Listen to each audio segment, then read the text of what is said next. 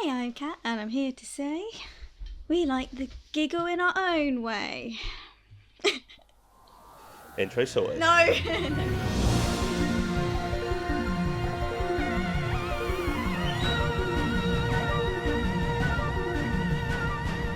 Hello and welcome to the Thesayswhopod podcast with Kat and Tip. Hello. How you doing? I'm good. How are you doing? I'm very well, thank you. I've recovered from my my ailments. No, I sort of have. Yeah, for the most part. Yeah. I feel a lot better. Good. I mean, yeah, my a cough did come back. Yeah. Probably about 5 minutes before we started set up to recording. record. Yeah. But yeah, other than that, I am all good. Thank I'm you. really glad. How's things in the life of Kat? Things are good. Yeah. Yeah. I for some reason, like, my brain went into performance mode then.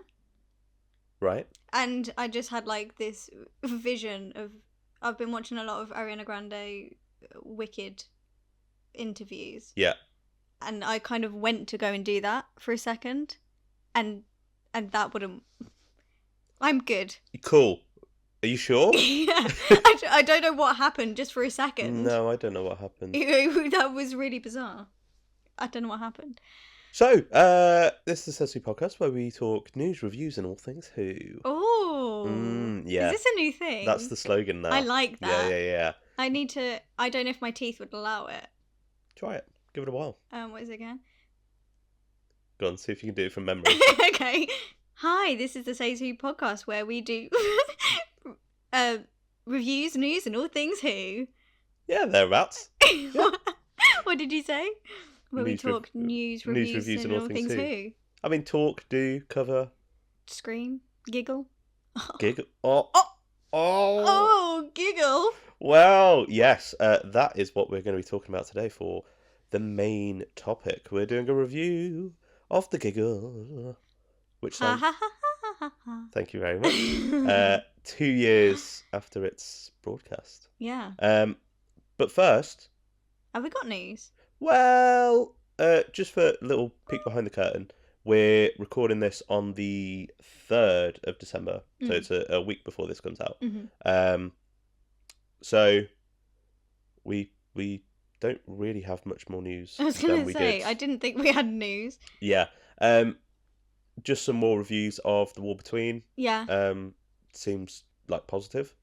Yeah. I saw one review that I think it was from the Metro saying that it's the best Russell T Davies TV in the last few years. Oh, really? That's quite a high praise. I like, if we're including It's a Sin in that. That's what I was thinking. Yeah, that's high benchmark. Yeah, do they mean in Doctor Who or do they mean in general? I'm pretty sure it was just saying it's the best Russell T Davies telly that we've had in a while. Did he write the first episode? Is that what it was? He's written 2. Right. I want to say. And then he's obviously exec producing it. Right. But the showrunner as such is Pete Mattei. Yeah. But yeah, I'm excited. Yeah. Let's get fishy. Let's not do that. Yeah. Let's not. Let's drink a cup of tea and talk about the Giggle. Of course, at this point, you're listening to past Cat and Tip. War would have already been out on Sunday. Well, yes. So we've not got any news here, but I am going to throw over to future Cat and Tip so they can tell you what they thought about the episode. Over to you, future Cat and Tip. Hello, this is future Cat and Tip. No, it's not. It's us. Thanks, past Cat and Tip. You're doing a real good job. Well done. Thank you. Yeah, they are, aren't they? Yeah, we were doing really well. Should we do a better job? Now? Yeah, I mean, we'll struggle. We are recording this online, so if things sound a little bit different. This is awful and I hate it, but hey. Yeah, so strap in, because this is how it's going to be for the next couple of weeks for War Between Talk. Yeah. Speaking of, that was a bit good, wasn't it? It was only a bloody bit good, wasn't it? It was. I really enjoyed it. I cried. Did you? I sat and cried. After the second episode, I was like, this is it. This is all I wanted. This is it. This is it. This is all I wanted, and I just cried my eyes out. Yeah, I think it's interesting that it was kind of what I expected, but I was trepidatious because the last couple of seasons of Who haven't been what I expected. Yeah. So yeah, for like better or worse. So yeah, I didn't really know what I was getting into when I started this. I mean, I thought it was going to be good. I didn't know it was going to be that. Like, I wasn't like, I kind of got like, okay, we're thinking like Dark Moffat vibes, Children of Earth, Torchwood, tone, more on the adult side. We're at 8:30, so, you know, it's not family broadcast time. So I was like, okay, we're going to go a bit darker with it. And then watched that and was like, this is cinema. So speaking of the broadcast time of it, because it was, so 9 o'clock's obviously Watershed. Yeah. So obviously it going out at 8:30, I was like, oh, okay, so maybe it's just like, it's more grown up, but it's not like adult. Yeah. And then I really enjoyed in the second episode, there was a point where Kate says that she's in the mood for a bollocking. Yeah. And you're like, it's 9 o'clock time. I was like, the delivery is perfect. Bloody 9:15 now. Yeah. Yeah, so overall, what did you think? What did you make of it? Overall, I genuinely really loved it. I thought that it was really clever to use the Homo Aqua as just a vessel to deliver whatever they wanted to say. They had something to say and they were unapologetic about it. They were honest about it. They were bold about it. I really, really enjoyed it. I mean, we spoke briefly last night after it. So for context, we're recording on Monday. We spoke briefly last night and we both said, wow. Yeah. That was pretty solid, man. That was pretty good. I think it was really well written as well. I know there were a few stodgy lines where it was a bit like, that doesn't feel necessarily like a human would say it. But I thought for the most part it was really well written and really well delivered. I think that's probably my biggest criticism to start with this, and then we'll throw a load of praise on it. There were some clunky bits of dialogue, I thought. Yeah. It was mostly in the first episode, though. I thought the second episode felt a lot better than the first. Yeah, and I think, obviously, in the first episode, you're setting up a lot of... Well, it's just pure setup, wasn't it? Yeah. Yeah, you're getting your pieces on the board kind of thing.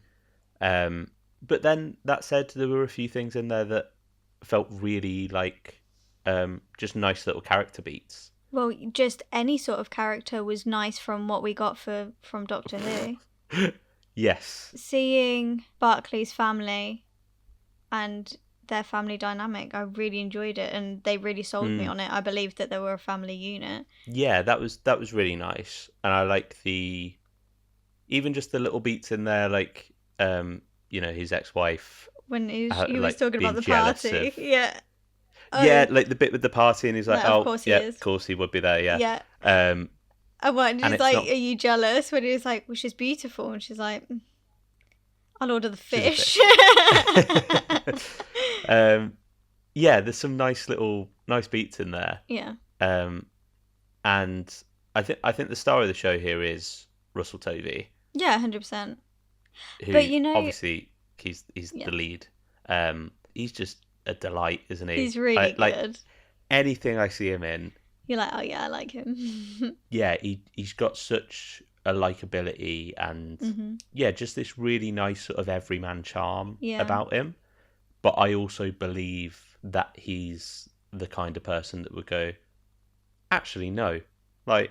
Yeah, we do see that, don't we? When it's like, yeah, actually, I'm not going to read the screen. I'm going to take my earpiece out and I'm going to say what I want to say. Yeah, and I believe that, I think in another actor's hands... It could have been overplayed. Yeah, like one way or the other. Yeah. And it's like, no, I'm not this dorky nobody. I can talk on behalf of the planet. And it's my turn to talk. Yeah. Whereas he plays it as a kind of, I do just want to help. Yeah. You know, I want to do the right thing. I want to help. Mm-hmm.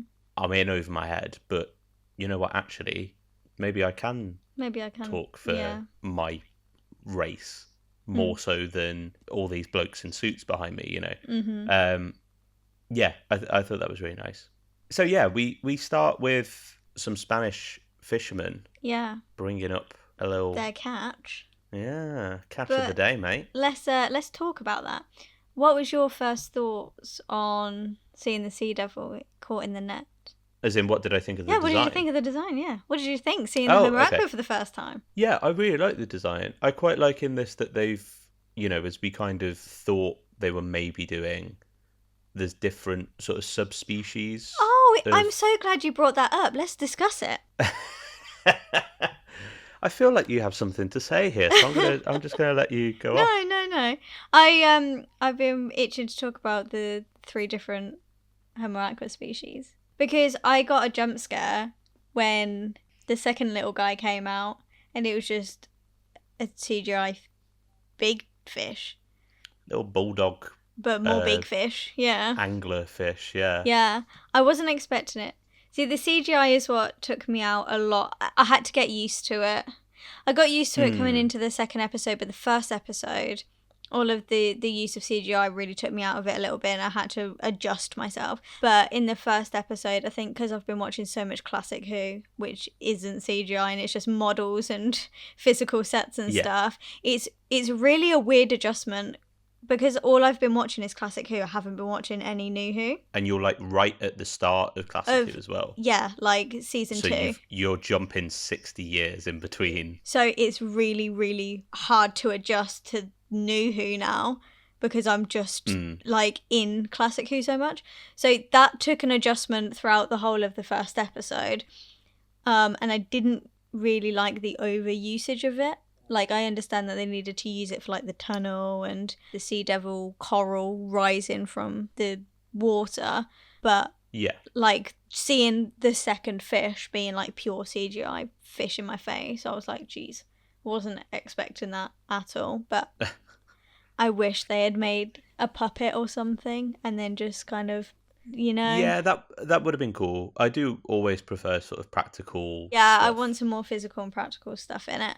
I need to be the one to move over to the new way of doing things, because I will always be the physical, practical prop girl than CGIing. But then that said, I think in the case of like the big sort of coral rising out of the sea and parts of the plastic apocalypse. I love the plastic apocalypse. Towards the end of episode 2, the creatures themselves, that stuff I don't really mind. It was like certain elements that took me out, like the plastic bag. Yeah, what was that all about? Yeah, sort of, that drifted. Which is obviously meant to be like the first bag sort falling. of sign of the But just get a plastic bag and drop it off the roof. Yeah, but I guess that's you can't really control it. That's what fishing wire's for. They used to do it. It's been done. You didn't have to CGI a plastic bag, and a really poor plastic bag as well. Had no dimension to it. I think that's what it is. I get that it's a difficult shot to pull off, and it's a cool shot sort of in concept. But I don't know. I think maybe it did look a little bit janky. It kind of took me out. I went, that's an obviously CGI plastic bag. Yeah. But I don't mind it so much at the points where it's obviously got to be CGI. No, I understand when it has to be CGI. I just prefer it not to be. I thought that stuff looked quite good, to be fair. Like all of the coral. Yeah, it looks good, but yeah, I would prefer as minimal CGI as possible. Yeah, it's just a preference. Well, let's talk a little bit about the direction and the kind of the visuals of this generally. Yeah. I thought it looks great. Gorgeous. Yeah. It looks great. It looks high budget. Yeah. You know, I think that maybe the air quotes cheapest elements of it are those bits of CGI that look a bit don't look quite fully integrated and polished. And like the big Titanic. Yeah, but even that I didn't mind because like for that gag I quite liked it. No, but I liked texture and it was really smooth and fake. Yeah, like, but you miss out on all of those good bits that really world build, you know? Yeah, but you can imagine how expensive it is to do that for like such a small shot. Yeah, 100%. And also the alternative is like what actually putting a model of the Titanic in the middle of Yeah, but you New can York. make that look good. How? Oh no, not a giant one. No, but you can make a miniature model and still make that look effective. You really have been watching a lot of classic Who, haven't you? Well, you know what? Back in the 1960s, Back in 1763. I'll have you know, if you watch Planet of Giants. But yeah, like I think it just looks good. It looks really good. It's got money in it. Yeah, and you can even just when they have their first encounter with the Homer Aqua. And it's in the sea. The ocean. In the ocean. Yeah. That looks so good. And how that's lit as well. I was like, oh my God, let's go. I was like, yeah, this is great. I wish, the only comment I have about that scene is, I wish the other Sea Devils didn't just pop up. Yeah. You know, like in classic Doctor Who and the Sea Devils, when they kind of just emerge and they're just like these little group of Sea Devils. I don't necessarily mean like that, but not just like a pop-up, like... Yeah, because it does look a little bit like they're kind of just below the surface. Yeah. Like they've just got their head under and they're waiting for their cue. And they're like, oh, I'm here. Brian, when do we... Is he going to give us the key? Is he going to give us the signal? Now. Okay. Because, and then it's like first set. Okay, you ready? And 5, 6, 7, group 1. Group 2. Group 3. Group 4. All together in sync. Agreed. You know? Like, it's not a dance the show. angel put the Sea Devil in me. Do you know what I'm saying? Yeah, I think it feels really atmospheric. Mm-hmm. Yeah, it does. There's some really stark bits of imagery in there. Like in that first episode, just the Sea Devil strung up. Oh, didn't that look gorgeous? Like, it was horrible and it was horrific. Yeah. Yeah, but it was shot beautifully, and how it was lit. I thought that was really, really good. I also quite liked same episode, the Earth swallowing those 2 unit soldiers. Yeah. Because that's a really cool little sequence. Yeah. And again, there were a couple of bits where I was like, oh, I can see the CG. Yeah. But it didn't matter. No, because I really was enjoyed invested that scene. in that. Yeah. The only thing I didn't buy is afterwards, where the crackle effect in the mud was. Like the physical effect. It wouldn't... Yeah, because it wouldn't just be in the centre of the room. It doesn't make sense for that to be where the moisture's made it crack. Like, and the other bits were smooth. Like, it needed to be a bit more of a vast space. The bit that got me with that scene was when he's obviously talking to them on the radio. And you only can just hear it, but he was, like, standing above that spot anyway, like, the whole time. Well, for the first couple of times, you don't really hear anything. You don't hear anything until you get right down. And then all of a sudden, you can really hear the exact words, like, echoing back, yeah. Uh-huh. I was like, maybe we could have done... Maybe we could have workshopped that. Let's you know. Okay, good idea. But again, nitpicks. Really nitpicks, yeah. But there's loads of other cool shots in here that aren't, like, big sort of spectacle. Like, I really liked when Salt first says that she wants Barclay as ambassador. Yeah. That big tracking shot going straight into Russell Tovey. That was gorgeous. Yeah. And also just some little flourishes, like, so in that scene when they get pulled under the earth and it cuts back to them in the base camp and you're with Barclay, and then the soldier behind him who's, I don't know her name. When they're sat on the cliff. I thought she was really good, actually. She's really good. I want to see more of her. Yeah, she's got a quality about her. Do you want to know what? Just really quickly, actors-wise, casting spot on. Yeah. The people working in unit or that little base, the little team that Shirley's got, shit hot. Yeah, I really like them. Really, really like them. Did you notice that the guy in the wheelchair is from Sex Education? No. Who is he? He's he lives on the caravan site where Maeve lives, and has a thing with her, and then gets with Amy. No way! Later on. Because I only watched the first 1 or 2 series, I think. Oh my goodness. I looked at him and I was like, I recognise you. Do you know who I do recognise? You know the unit soldier who Buckley's like, I'm only grade 10, and he's like, I didn't show you this. I've seen him as a youngster somewhere in something. As a youngster? All right, Grandma. What? I saw him when he was a young whippersnapper. Hold on, let me have a googs. Give it a googs, mate.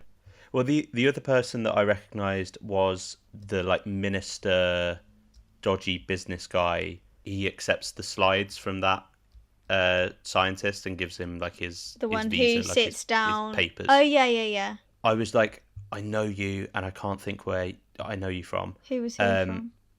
He's in The Office, like the UK Office. Oh, I haven't seen it. I think it's Neil. I think the character's name is. Oh, Neil. But yeah, I completely agree. The casting, I really, really liked. I thought Barclay's child, Kirby, which I don't think they've explicitly said, but I'm kind of assuming they're never referred to as son or daughter. It's always child. So I'm assuming non-binary. Yeah. It's that gay water. It's that gay water. That sent me, by the way. I really like that gag. Yeah, it was really fun. I was like, same. Because it sounds like something I'd say to you. That is exactly what went through my head as I heard it. I was like, wow, I've had this conversation before. As a joke, everyone. No, not as a joke. You need to get another fuck you. Where was I going? Yes, the unit soldier. I don't know her name. I can actually tell you. Sergeant Hannah, thank you. Yeah. She, like, really good. I don't know. She had something about her. Like, I don't know what it was. You know what it is? It's that like presence, that stage presence. She just has it. Yeah. And you just want to watch her. She could literally be cross stitching, and I'd be like, yeah, I'll sit and watch it. She's got the spark, hasn't she? The sparkle. Yeah. She got the spark. She got the sparkle. Also, on a just side note, quite cute. So we don't care. Listen. You thirsted over David Tennant's hair for like a solid 10 minutes one episode. I'm allowed to say that a unit soldier is quite easy on the eye. Wow, you're such a man. Of course, that's the first thing you'll think of. No, I was like, she's really good. Also, kind of fancy her a little bit. Next. No, my point was the shot where they hear the screams or like the radio static and it pans from Barclay as she sits up and the camera moves like on a 90-degree angle with her sitting up. I just thought that was a really nice little flourish. Yeah. Because you didn't have to do that. No. Like, but it adds to it. Yeah. Some dynamism. Dynamism? Dynamic. It made it dynamic. So, yeah, and I thought there were loads of little touches like that, but that's one that stuck out to me. Yeah. Yeah. Okay, I've been itching to discuss this. Go on. It's controversial. Go on. What do you think of Kate and Ibrahim? Because I've always been fine with it. Like, doesn't bother me. Like, he's got mummy issues, clearly, and wants an older lady. And that's fine. Like, you pop off, King. However, I've never cringed so much at trying to watch two people have chemistry where there's nothing there at all. And I don't know if there must have been an intimacy coordinator. But there's this one shot where he like runs down her chest but doesn't go for her boob. So like just like takes his hand away and then his hand's just like hovering really like awkwardly while he's pretending to like really be like sensual with her and like touching her face and stuff, and she doesn't look interested at all because she's stressed over the homo aqua taking over the earth. And it just like I was like, oh, this just does not feel. I think that's what it was. Like I'm the same as you. I didn't really. I don't care. Yeah. Not in a like I don't care about this. Why are you putting this in here? No. I just mean like I'm nonplussed. Like I'm not going, oh my god, I ship it. Yeah. But I'm not like I'm so against this. Yeah. Like it exists. It's fine. It exists. It's there. And I thought in the little hints that they've had to it previously, like it's been fine. Yeah, like when they've had like a little knowing look to each other, or other people have sort of had a look and been like, oh, they're banging. Like, it's sweet But- and it's, like, fine. Yeah.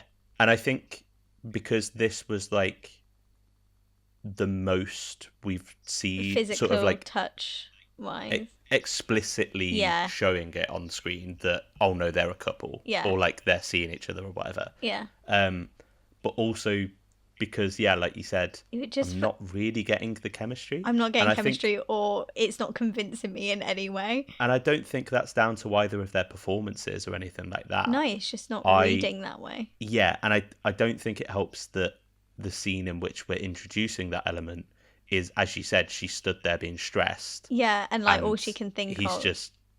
Yeah, she's like looking out the window, like being like, oh, I don't know if I'm doing this right, and a very stern, stoic, like military leader. Yeah. And he's coming along and he's just kissing her neck. And yeah. I was like, come I don't on, know, guys. it felt... Read the room. Or even if they'd... Because the end of that scene is her being like, I'm so stressed, and he goes, oh, let me take your mind off it, and then they have a little smooch and it pans away, like, you know, George Michael's Careless Whisper starts playing.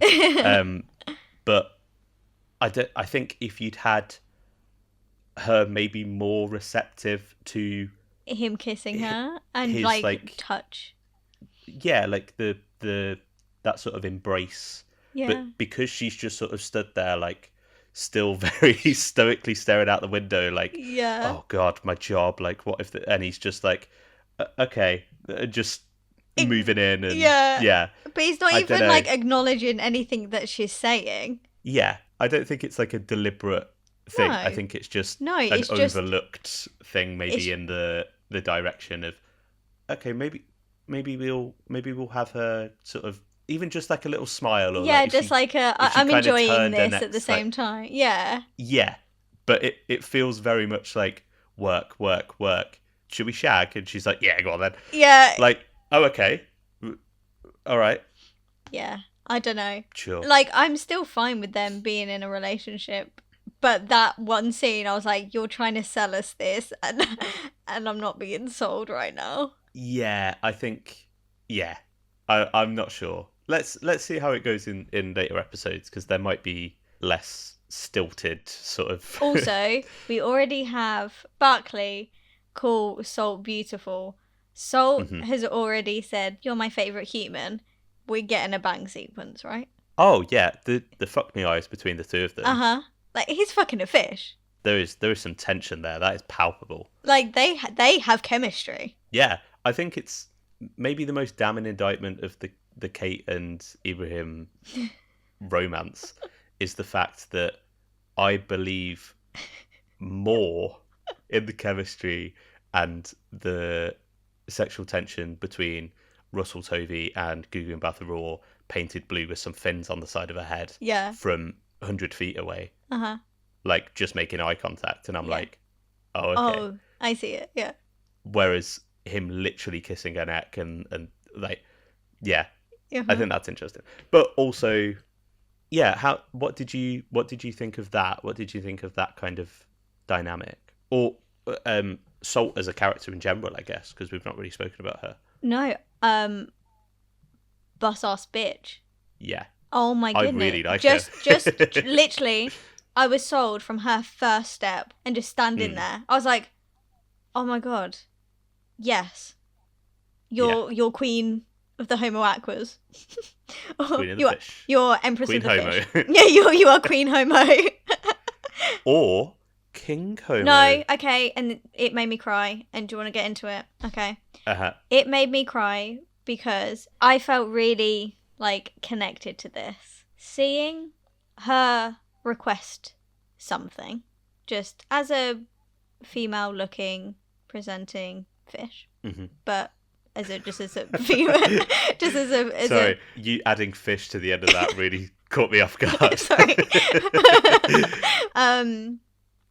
And having all of these corporate men standing up, shouting over her, not letting her get a word in edgeways, getting up, being aggressive to try and intimidate, multiple men getting up, moving forward, again, more intimidation.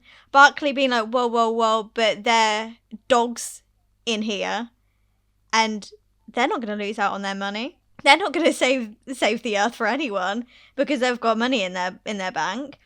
Going at it, So she then had to change physically, become a male-looking, male-presenting fish, humanoid, shout to get them to stop talking, and they responded and shut up. Yeah. I was like, when I tell you, I just started crying because I was like, exactly. Like, this is on a bigger scale, but I get that every single day at my job, where I work in a male-dominated field. So any information that I have, a man would rather hear it from another male than to hear it from me. Yeah. And I either get a, nice, you know what you're talking about, or I get a, oh, well, now I'm going to get defensive because you know more than me. So now I'm not going to listen to a word you say and request to speak to someone else. Yeah, it's a double-edged sword. Or I just get or I just get shouted at in my face, scream, like just fully a man screaming into my face. I get that all of the time. So it was just really nice to have that visual on the screen, and I just cried my eyes out. I was like, exactly this. And then back to female presenting, and I was like, exactly. Yeah. I mean, like fish can change sexes anyway. Like that biologically can happen. Yeah. So it's within the realm, but the fact that Pete wrote that in and made a point of that, I felt really touched, and I was really, really happy with it, and I was like, yeah, I felt personally connected to that. It's a really powerful moment, I think. Yeah. It did, not that I wasn't already invested in what I was watching, but it did kind of make me sit up and go, oh, okay. This is what I meant why they have something to say, and they're going to be an apologetic about it, and that is Exhibit A. And I didn't see many people talk about it, and I was like, and I mean, like a lot of my Twitter is just men, so of course they're not going to talk about it. No, but also I think that's a valid point. I think it maybe would go over some people's heads. It did. Because it wasn't immediately that I went, oh, she's done that to... Yeah. Like, it's only after when he's going, like, sit down, and she kind of returned, and I was like, oh, it wasn't, like, immediate, whereas I feel like it probably would have been for yourself. Like, literally straight away. Because you're seeing... that what your lived experience just immediately on screen and being able to relate to that, even if you're not a fish. But can you see my gills? Oh, put them away. No, put your gills away, Jesus. No, but even like when they zoom in on her and you can see her breathing out of her gills, and her like little fishes, like the fins. What are they called? Fins. Fishes. Yeah, that'll do. Even her fins. I couldn't think of the word, sorry. Even her fins responding and stuff, when you can see when she's stressed and putting on a brave face and that's being sort of strong. It's almost like nostrils flaring or something, or like kind of like stiffening your posture. Or, and then when she's relaxing, her fins come down. And it just like nice little moments like that I really appreciated. Yeah. What do you think of the design for Salt's sort of subspecies? I mean, like, okay, it could have gone the way the Silurians were designed, where I think, as in like Nuhu Silurians. Yeah, Nuhu from compared to classic, it could have gone like down the Nuhu Silurian route, which I wasn't like overly impressed with. I don't mind. It's not my favorite. Like, I don't mind this design. I think I would have done it differently and would have tried to keep a bit closer. I would have made them more human-esque, but I would have picked more from the original Sea Devil design, I think. Yeah, I think it's a difficult one to pitch, but I think she looks great. It's really weird because she walked onto my screen and I believed she was a fish. There's something in the walking, how she sort of, her pacing when she walks down onto the podium. I don't know, there's a weird sort of like jankiness, like, oh, I'm not used to using legs. I'm not used to walking in gravity. Like, like a bit of a Little Mermaid kind of situation where she's, I don't know. I believe But it. yeah, I'm not 100% on board with the design of it. Mm. But also, I think because they are going to go down the route of a sort of romance arc with those two, I think Yeah, but are you this is sacrificing a Doctor Who alien for the sake of romanticising it? well, I think if they all looked like her, yes. Yeah. But the fact that we've got these other sort of branches of Homo Aqua, Yeah. I'm all right with it. Okay. I think if they all looked, I'd feel a little bit like how you do about the Silurians. Yeah. For me, I can just see this and be like, oh, that's Guggen mbatha-raw painted blue with some fins. But I wish we had more like physical texture on her face. I've just pulled up a picture so that I can see it. Like right, I want more like prosthetics. Like make her so look it a doesn't bit just look like her it face is cut. yeah, because it does look Yeah. like she's just got like CGI 2-dimensional scales on her. Hmm. Like they've kind of just got like like you do for Halloween when you get a pair of fishnet tights and you put blusher over them, and then Yeah, it I do all looks. the time. You just do that on Halloween? Sorry, that's my work attire. That's Friday night where I'm That's from. right. Yeah, do you know what I mean? It does look like they kind of just painted, like blushed on some over some fishnets. Whereas I wish that we could have had like more scaly texture. But I guess then Barclay probably wouldn't want to give her a kiss. So. Well, I don't know. You know, And she's already. I don't know. I've never been put in that situation. I can't say I've ever fancied a fish, but like No. Guggen mbatha-raw is objectively gorgeous. Yeah. So, it's going to take more than a bit of blue paint and some fins and a couple of scales to make her make her look horrible. Right. Yeah. I mean, yeah, fair. Okay. Like, fair play, Barclay. Go for it, mate. You go for it, mate. You go for it. Fish babies. Yeah, I really like Salt as a character. Yeah. And I can immediately see why you'd get an actor of that caliber. Yeah. Because maybe that's another reason that they've kind of not put as much texture on the face, because you sort of don't want to hide, I do think they could have gone a bit further with it. Good prosthetics will make it, but she speaks with her posture and her eyes more so than her face.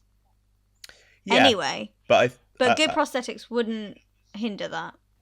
Maybe that was part of the thinking, like behind it. I'm not saying that's right, because I don't think it would, hinder her performance or anything like that. I was because say, she's don't that be good. giving me that.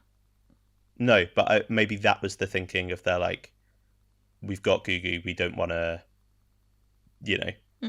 restrict her, or we want to kind of let her do her thing, and also maybe kind of show off the fact that we've got Guggen mbatha-raw. Yeah. I mean, whereas like Neve McIntosh and, no disrespect to her, but like her star, like I don't think she's like a recognizable name as such, especially when we're talking like Series 5 Silurian story. You're not going, oh, that's Neve McIntosh, as the, so when you've got Guggen mbatha-raw, who's obviously, she's been in the MCU and like gone on and done like loads of great things. Mm-hmm. Maybe you're like, okay, let's kind of show that we've got her for this. Yeah, I don't know. Maybe it makes it slightly easier sell for mainstream audiences as well. I think the most criminal thing that they did was give her the bold cap that she's got. Because every side shot, I could not just stop looking at her bowl cap. You love a bowl cap. You love a wig. I do, but this is a poor one. I don't know what the bold cap equivalent of like wig dar is, but you've got it. Oh yeah. Oh, sorry. Are you telling me that you don't see the bold cap? No, I don't think you. I think you have an eye for these kind of things. Oh, thanks. Do you know what I thought also was cleverly done? I mean, I'm not privy to what happens in courthouse looking rooms with politicians and like all the rest of it. ambassadorial conferences, yeah, and meetings, and all of that. But parlays. but from what I would imagine it to be like, I think they got it pretty spot on. It feels quite authentic, doesn't it? I think because of how well scripted they are, and their from their earpieces to the screens, it's inauthentic. They're skirting around the topic. It's that classic like politician talk, yeah. Responding without answering the question. Yeah, or go jump to paragraph 16 and whatever. Yes, obviously we're trying to deal with the pollution crisis and all of the rest of it. It's a matter of utmost importance. Yeah, all of the terminology that you listen to on a daily basis, and you're like, it's just them being, because they've just got spin doctors behind them, or like feeding stuff into their ear, and they know how to regurgitate buzzwords and absolutely sound bites and stuff like that. That made it feel so real. So then when Barclay speaks his own mind without any of that feels even more real as well. And you can connect to that deeper. I think it was really well done. Is what my point is. And I think because we said briefly last night about, I don't think it's necessarily the most like complex or like nuanced discussion of the issue. Yeah. Like of the political issue that's at the heart of it, which is pollution. Pollution, yeah. It is, when you boil it down, it is very much pollution bad. Yeah. But that said, it's not an original message, but it doesn't need to be. I was about to say it doesn't need to be, because it's current and it's happening now, and it's something that needs to be spoken about. It doesn't feel like they're trying to go, oh, what's happening in the world right now? Pollution. Oh yeah, we'll do something about it. It feels like they've gone, this is fucked. Like. Yeah. I've got something to say about this. Yeah. And I think that in itself, just doing that within this universe and a sort of sci-fi political thriller. Yeah. Yeah, it's admirable, and I've got a lot of respect for him for doing it. It's maybe not the most subtle of ways of doing it, but again, I don't think it needs to be, because if you've got this story around it that's full of this nuance and good character and drama and stakes and all of this, you don't need to be like, oh, do we need to tweak this so it's a bit more original, because this has been said before? Yeah, it's been said before, but nobody's fucking listened. Exactly, so we're going to say it again. Is exactly what Barclay's saying. Yeah. Like, we all know that the planet has gone to shit. Yeah. And we all know that it needs fixing. And we all know the people and the corporations and the people that have any kind of sway in changing that. Yeah. And how they would go about that, and what they need to do and what they need to stop doing, and all of this. We know it. We know it. And you and I can't save the planet and stop climate change by recycling our plastic bowls. Yeah. Realistically, we're too far gone for that. Yeah. It's the massive corporations that are pumping oil into the sea and just landfill and waste. And I think this series sort of points at that. And yeah, it's got a sci-fi twist, because it's saying, we're killing and like harming this other species. But I think it does sort of hold a mirror up and go, yeah, but they're just a reflection of the marine life. Exactly, yeah. And also soon us. Well, not even soon, because we're already paying the price for what the generation before us did to the planet. But it doesn't feel soapboxy. It doesn't feel like the writers or the characters even are, even though Barclay is literally stood at a podium speaking on behalf of the planet. Yeah. It feels like an authentic, sincere, him going, no, you're right, we've messed up. And I think that's down to how it's written, because it feels very human. But also Russell Tovey's performance there. He's playing it perfectly, isn't it? He's pitching it right. Yeah, exactly. Like I said earlier, he is that quintessential sort of everyman. Yeah. But I think coming out of his mouth, rather than a politician or Kate Stewart or the Doctor. Yeah. He's just a like air quotes ordinary bloke. Yeah. So it has that punch. And I'm sure people will say, you know, oh, Doctor Who's going political again and da da da da da. He always has been. I mean, the original Sea Devils was political anyway. Yeah, exactly. Like, and Doctor Who is, I know and people have said always will this. Be. It's always been political. Yeah, always been political. Everything is political. Everything is informed by how we are historically, culturally, socially, economically affected, because it feeds into it in to whatever degree, you know. But this feels different to me to something like Orphan 55, which very much deals with the same subject matter of climate change and you know, or even Praxeus, which, you know, obviously deals with pollution and microplastics and stuff like that. I think Orphan 55 is definitely the more egregious of the two, whereas Praxeus, I think maybe just doesn't really dive into it enough. It kind of goes, oh, this is a problem. Anyway, let's fight this sci-fi alien pathogen. Whereas Orphan 55 is very much like Jodie Whittaker basically staring down the barrel of the lens, being like, everyone, global warming is happening now, and we need to do something.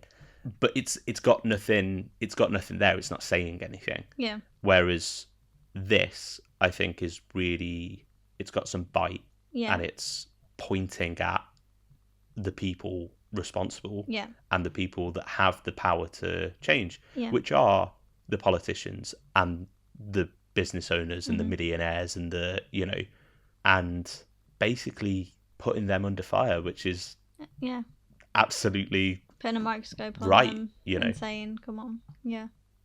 Exactly. And I'm not saying, you know, this 5-part BBC miniseries is gonna change the world and all of a sudden we're gonna, you know, see BP be like, oh no, we will take responsibility. But it creates a conversation, doesn't it? Exactly. It kickstarts something. Yeah. And, you know, I think for people, especially the younger generation, you know, obviously this isn't aimed at kids. No, but it's the kind of right ages, isn't it? And even Barclay says, like, the kids have got it right because they're talking about it and trying to do something, action it now. Exactly, yeah. And I think even, like, sort of young teens, I think realistically this could have, like, a PG-13 sort of rating on it. There's not anything too graphic or too explicit. Not yet. In these first two, anyway. Not yet. But, you know, maybe this is a 13-year-old kid's first proper exposure to, this is why we have pollution. Yeah.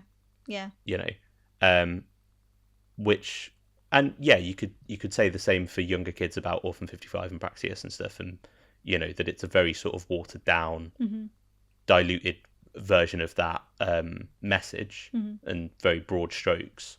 So I do think it has merit in that sense, that if it's kind of delivering it.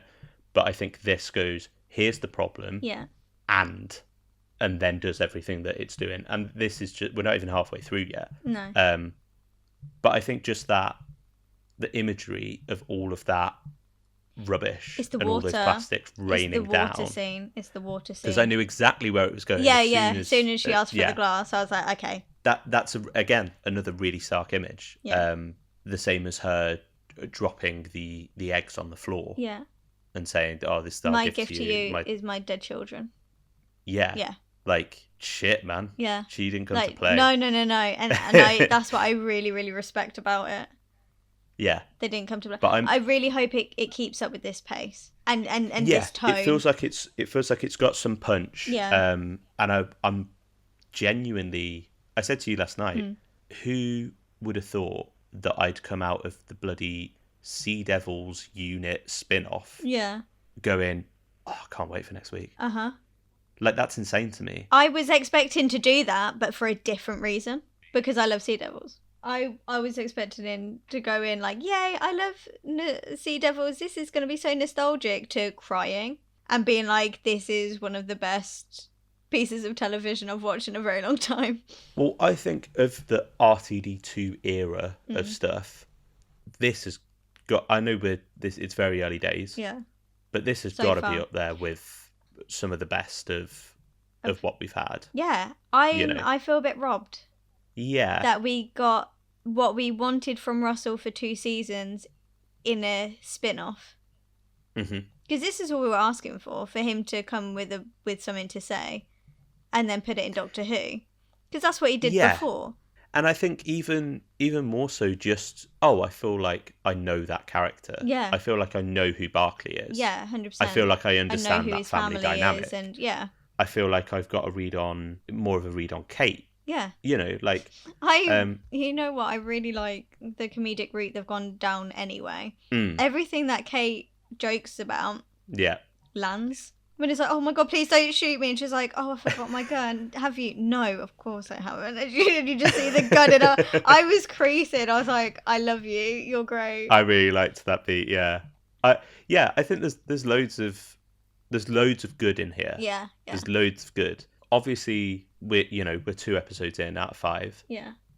I'm intrigued to see where it goes. Me too. But it feels like it's got a good momentum. Yeah. There's loads of cool stuff to play here. Loads of really good characters. Loads of really good performances. Mm-hmm. So we know it goes off the rails with Barclay, don't we? In just like some of the trailer scenes where he's like running and then there's like him in the water. Oh right, sorry. So I thought you meant like it was gonna go like negatively. No. We know that like something kicks off and starts a bit of a wider sci-fi story. I'm curious to see where that is. My guess would be that this upcoming episode, we're gonna see them go down into the Sea Devil's world, the Homo Aquid world. Yeah. And there'll be a bit of a parlay there. Mm-hmm. Something will kick off, and the Sea Devil leaders and the leaders of the world will clash. Yeah. And for whatever reason, Barclay and Salt end up going on the run. Yeah. And that's where they'll be able to kindle their romance. I heard a bit of a wild fan theory. Okay, how likely do you think it is to be true? I don't know. Because I don't want to be spoiled. It. Yeah, I want to discuss. Okay, I won't now. Because I think it's plausible, so we won't discuss it. Okay, we'll come back to it when we do the finale. Okay. But yeah, I really enjoyed it. Me too. I'm really looking forward to the next ones. Shall we read what other people thought? Yeah, let's have a look. What did people say? I got a lot of, for example, Jamie saying more of it, please. Ben saying so good. God, I hope people pay attention. John said it's the kind of mature, intelligent storytelling we deserve. Yeah. We've got Alexander who says 10 Sea Devils out of 10, I'd say. That's a callback. Alexander has also commented on the other post. Oh, perfect. He said, incredible. I love the visuals, the fungi/corals rising from the waters, the diplomatic tunnel, and the pollution being returned to the land. This is a perfect Sea Devil story. Yeah. Nick said it's got the kind of grown-up tone I think Doctor Who needs today, yet still has elements of the fantastical and creepy. That reveal on the beach and the strung-up Sea Devil especially. Yeah. Yeah. Lorne Balfe's score is superb. Yeah, I actually really liked the score. I thought it was really good. It's just a shame that someone I went to uni with happens to have worked with Lorne Balfe in the past, and apparently he's not a very nice bloke. So, yeah, good music. Work on your being nice to people skills. Philip Hawkins, friend of the pod. Yeah, good friend of the pod. Very good friend of the pod. Said, I've only seen the first episode so far. Well, I hope you had a good second episode. What? Yeah. Very happy with episode 1. Great setup. Love the tone so far. Russell Tovey is great at fish out of water characters, and he does it amazingly here. Yeah. He then went on to say, just realised my own fish out of water pun. Oh, yeah. I saw that afterwards. PJ Benny, they said that they loved it. Very reminiscent of Years and Years. I feel like the Splot reference was a little Torchwood nod too. Yeah, that's true. It does. Yeah, it does feel very Years and Years.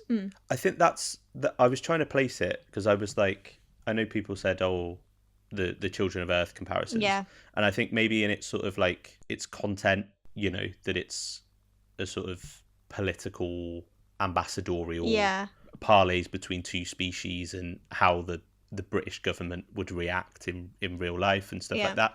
I think that's there, but tonally, yeah, I think it's more Years and Years, because there are some more sort of lighter bits, and because I think Children of Earth is quite dour, it's quite grim, and Years and Years definitely has that bleakness to it, but I don't think it's as bleak as something like Children of Earth. Yeah.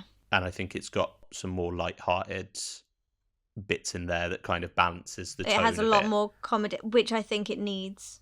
Like Children of Earth didn't really need it because it was just bleak. Yeah. But it was like pretty well paced and balanced. Whereas this, I think you need those comedic elements, or else it will be too dark and too dry. Yeah, I agree. I think it strikes a nice balance as well. It does. Even if there's a couple of points where I was like, oh, that joke didn't really work for me.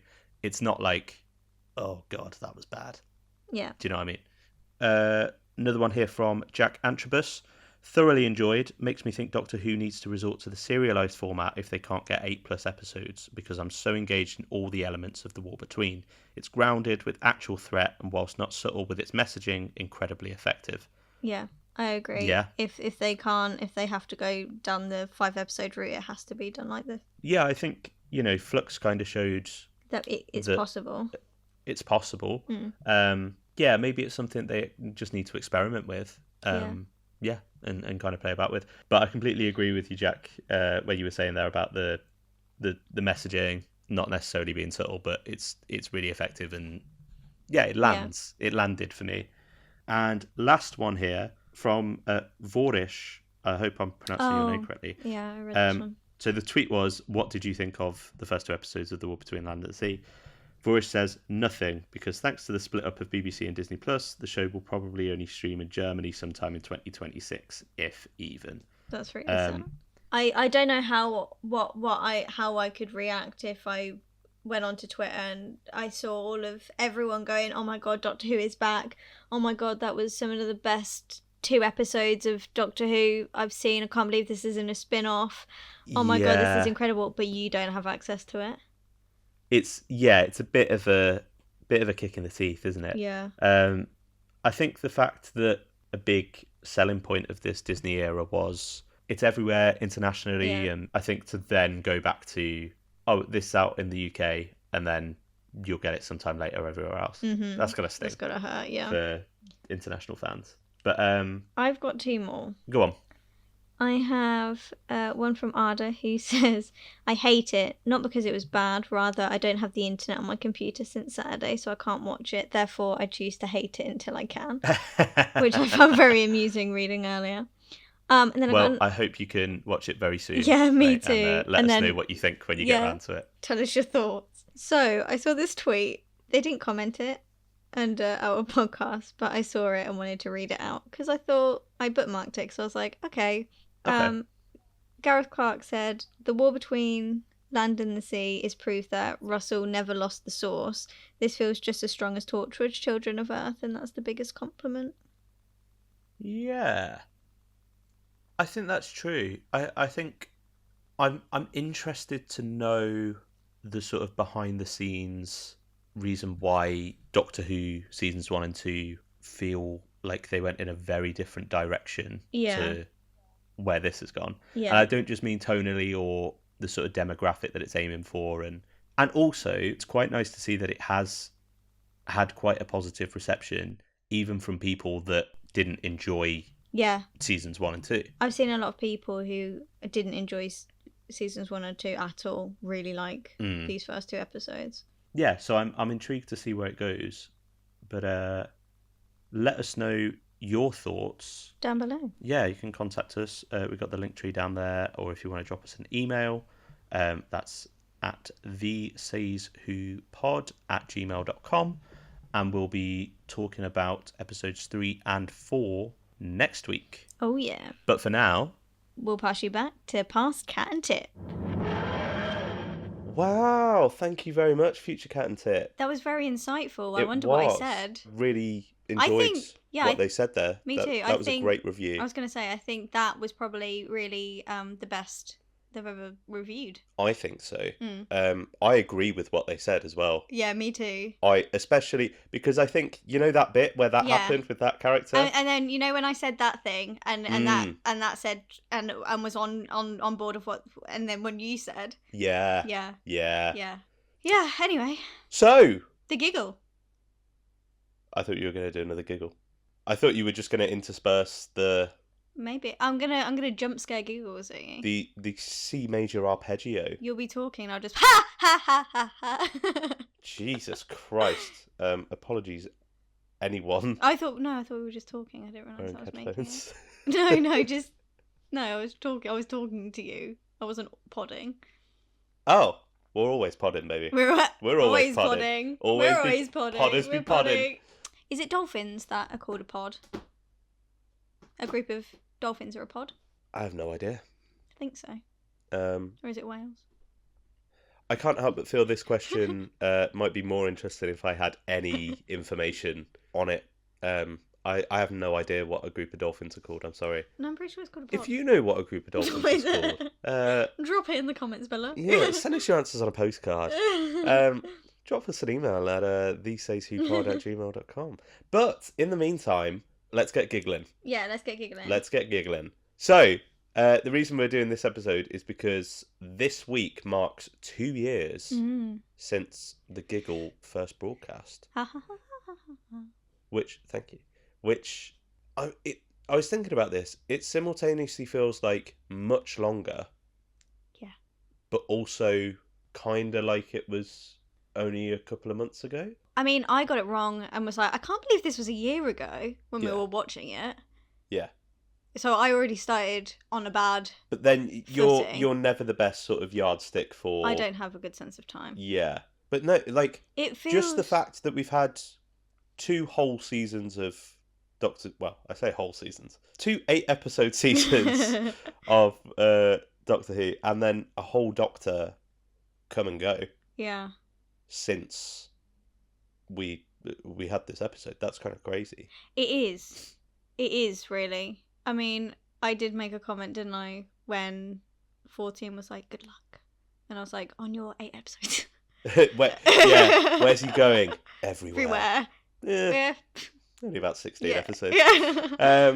But no, you also mentioned about how you found it weird seeing Tennant and Tate's names in that title sequence. Yeah, because I was ready to vibe and go. I often dance to it. You do. And every time. Like all themes, all title music, as soon as those ooey-oos are coming in, if I ever watch an episode with you, you're... Yeah. Oh yeah, we watched this one together. Yeah. Because I didn't have time to watch it this week, so... Yeah, I put it off so that I could watch it with you. Yeah, so... That's rare. We don't usually do that for the reviews. No. You know, it's few and far between that will... It was really hard not to talk all the way through it and save it for here. You did really well. Tthank you. I only said a couple of things, didn't I? I've only just clocked that. You were like silent. You were locked in. I know. Yeah. Thank you. I work hard. Yeah. Work hard and play hard. That's me. Dolphin pod. Podders be podding, baby. I hate the player, I hate the game. Yeah. So, well, let's get stuck in. Yeah. Overall thoughts, where were you at before going into this rewatch with Le Giggle? See, right. I feel like I'm in quite high spirits today, but I didn't enjoy the Giggle as much as I did when it was first broadcasted. Yeah. I don't know if I'm being a bit moody today, so I might probably not make these comments ever again. But a lot of it, I was like, well, that's a bizarre reaction. That dialogue's clunky. That is definitely not something that I'm interested in right now and would prefer that what we had 5 minutes ago. Why wasn't it constructed this way? Why didn't we flesh out this bit? Why on earth are you trying to do this here and this here? And that was all what was going on while I was being silent. Right. But yeah, I don't know if I'm just being a bit moody today, but I was very critical with this episode than I have been in the past. Because I often say, I really like the Giggle. Like, people are like, I don't really like the Giggle. And I'm like, I actually really like it. I actually think it's really fun, and I enjoyed it. And I think because I've been watching Classic Who for the past 6 weeks, every night I'm getting a bit like, humph. Yeah, especially because I'm on First Doctor at the minute, and I'm approaching the Celestia Toymaker. Yeah. Mm-hmm. Yeah, so, you'll have to let me know. Yeah, I will. Oh, that's a rough watch. I can't discuss my thoughts. But yeah, I don't know if I'm, because I'm critiquing all the time, I'm being a bit hard on it. But today I've been a bit like, humph.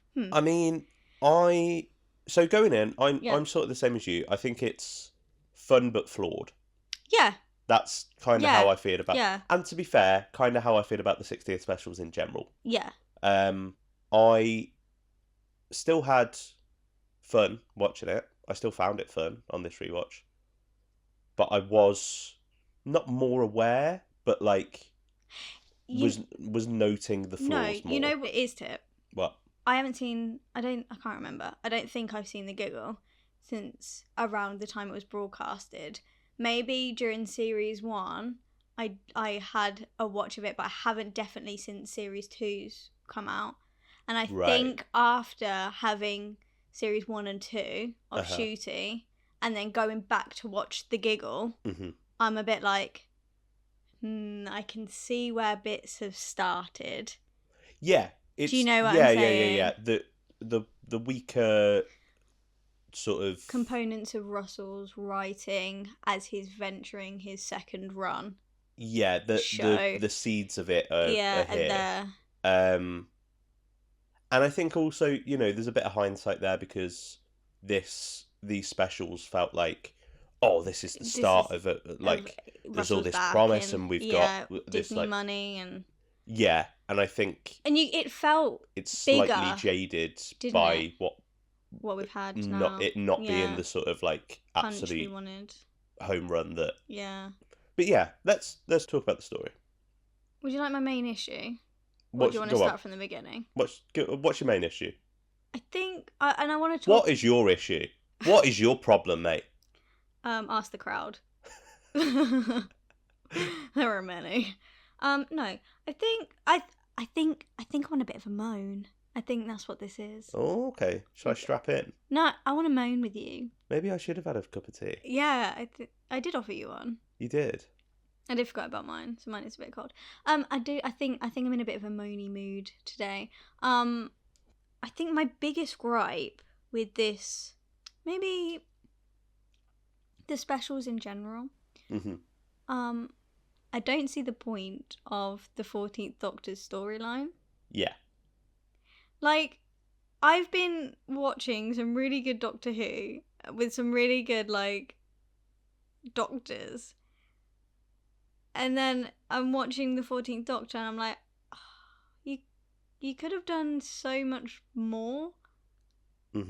Like, we didn't need a reason. We knew it was, like, the 60th anniversary's here. We don't know if Doctor's being picked back up again. Like, this is Russell coming in and saving the day. And the behind the scenes, the real world reasoning for it. Yeah. And like, and David and Catherine are so ready to jump on board and kickstart it again. And we're very aware that the 14th Doctor isn't a new face. It's David Tennant again. Like, we're all very aware of this, so that's fine. So have fun with it. Don't kind of... Because the 13th Doctor didn't feel run down and tired. No. So regenerating into a 14th Doctor that was run down and tired, and all of the kind of like, you need to settle down, you're wearing thin, love, like, you need a seat in here, you need to do therapy so that I can be better. I wasn't quite believing it, considering the 14th Doctor had to be his own Doctor and not really linked to 10, because this is a new Doctor. But then of course, nostalgia and seeing Catherine there and Donna's relationship with 10 and 14. So that kind of got a bit muddied. And I don't know, I would have preferred for the 60th anniversary to have an upbeat, just fun 3 episodes with the 14th Doctor. You can still have him settle down and kind of have a family dynamic with Donna and kind of create this thing that 10 wanted but never really got, and have, because it feels right that Donna helped 10 so much. Of course she's going to help 14 so much. Like that's all in the world of Doctor Who, and I can get on board with that. But seeing him so tired and all of the really on the nose dialogue, like, we haven't stopped, we haven't done this, and all the, Doctor, you've never told me to go back to the TARDIS before, and all of this, it just didn't feel there's not a lot of depth. Substance to it. Yeah, it was really superficial and a bit clunky, and I was just thinking, as I was watching it, I was like, oh, you could have had some real fun here. It's the toy maker with no rules within its game, but like no rules. He can do anything. Yeah.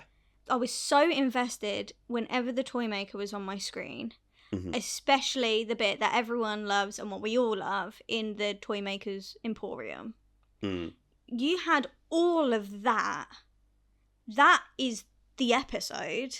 Yeah. That's where your story is. You have the Star Beast, which is a nice takeaway from the comics, which was all nice and fun, and you set up Donna and the Doctor again. She spills the coffee. We go into Wild Blue Yonder, which is a darker, more character study and growth and journey, and really good dark Doctor Who, which Russell's really good at. And then your third episode is the Toy Maker, and you flesh out all of that, and you have an episode. And now, how long is that? An hour and what? I think it might even be less than an hour. Oh, is it? Okay, so it's an hour and 2 minutes. Okay. It felt like an hour and 20. But that's that whole hour, not necessarily in that one location, but it's just a load of random, otherworldly stuff happening with some really nice character moments seeded through, like we have with the Donna and the Donna and the Doctor. Sure. Donna and the Doctor, with like the moments when she's saying about what her dad says and the dice don't remember. Yeah. Like just things like that. Like all of that is so lovely in this big weird world where all of this stuff can happen. Yeah. And like the iconic Spice Girls musical bit. Like that is so wild and so dark at the same time, and we're all thoroughly engaged because that's the story. That's the bit that's the best bit. So I think he missed a trick there of having it really not light, because it's not a light episode, but like the 14th Doctor's meaning being a bit lighter. It felt all of the kind of tiredness storyline, should we say, was kind of shoehorned in, and it didn't fit. I would have preferred a different storyline for 14. Still have bi-regeneration if that's how you want to introduce 15th Doctor, fine. Didn't mind that necessarily. And again, you can still have the Doctor on Earth, but I don't know, I wasn't buying it. It wasn't selling it to me. I think the idea behind bringing David and Catherine back for the 60th, obviously, as you said, the future of the show was kind of up in the air. Yeah. When Russell came on and they'd cast Shooty, they knew that he wasn't available. He wasn't going to be available to... Yeah. And also, I think that's a bit of a tricky sell to have your new Doctor kick off the 60th anniversary of the show. Yeah. Like, there's a bit of a disconnect because it's inherently you're looking back. Not forward, yeah. But with a new character that's trying to find their feet. Yeah. You know, you kind of want to give them their own... Yeah. Which they get, don't they? Yeah. But yeah, I don't necessarily dislike the whole you're tired, you need to, you know, but it's how it didn't feel it's natural, how it's introduced. Though, did it? Yeah. It feels like, because they don't really They don't mention it up until the giggle. It's only this episode that it That's comes up. That's what I mean. Really. Like if it was seeded at the start of the Star Beast, then maybe, like if Donna, instead of calling him Skinny Man, was just like, God, Ten and Harriet, don't you think she looks tired? Yeah. Do you know what I mean? Well, even like in Partners in Crime, you get that bit where she's like, "You look older." Yeah. Yeah. Oh, and isn't that such a nice beat? Yeah, and that's like a really, that's a character scene because there's not. He's doing stuff. He's like at the computer older. And stuff. Yeah. But it's just a little dialogue scene to sort of flesh out the characters a little bit and that dynamic. I feel like even if you'd had little references like that in the Star Beast when she's like once she's had her memory come back and all of that, and I think obviously because David is obviously older now and he looks great, but like he is obviously older than. On this subject, go on. Like, because this is very specific and I had a very specific moment. You know when he's looking at Donna and he's like, I don't know if I'll be able to save you. You know that scene? Yeah. I saw so much young Ten in David's eyes. Mm. It was not. I just had this really weird out of body experience where I was like, oh my God. Like, because like I see older Ten in 14 because that's how age works. But but like in that like specific moment, how he was stood, how he was looking at Donna, all I could see was brown coat, brown eyes. Interesting. It was just a really lovely moment where I was like, oh my God, like this feels really like uncanny valley, because it's not quite the same, but it's very the same at the same time. Yeah, because I think it's interesting because David does play it differently. Like he plays 14 differently to 10. Absolutely. There's obviously a lot of crossover in the two characters. Yeah. But this Doctor he seems a lot more vulnerable. He seems a lot more emotional, but like in like an older, maturer sense than what 10 is. I think there's a maturity and there's less of a wall up. And an arrogance.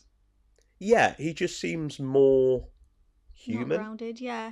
And not in a like bad a way. Man. Yeah. Yeah. Yuck. A man. We don't like men here. But yeah, so I think in that sense, the whole like this is the point where you take a break. Let's recharge a little bit. I don't mind the concept of this Doctor being the one to do that.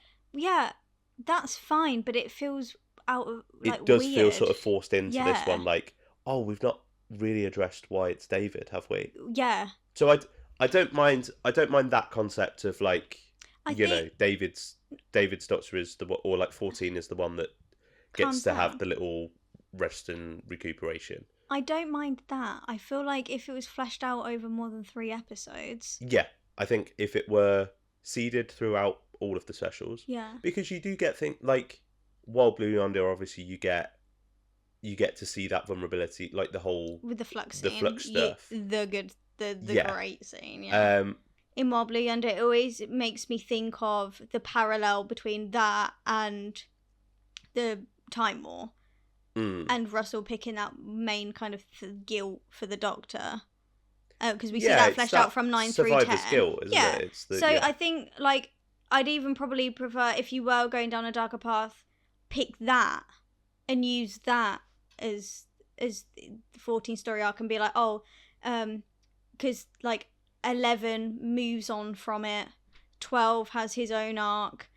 Like, you can even do a far-fetched thing to say, oh, well, 10's fate, David Tennant came back because it parallels the Time War guilt, that survivor's guilt that he had there, and that's the same thing that he's experiencing the flux, so he's this body to try and process it again. Do you know what I mean? Like, something like that. Yeah. I don't know. There's just something about just the Doctor being tired. I just don't buy into it. I don't know if it's just because it's shoehorned into this episode. I just want something different. For me, I think that's what it is. I think it's a combination of it only just coming up now. Yeah. It doesn't feel very naturally. Yeah. So it feels like you look really tired. You need to slow down. Like, okay, where's this coming from? Like, well, this is also, is he? Yeah. Like, but because he's only just been born.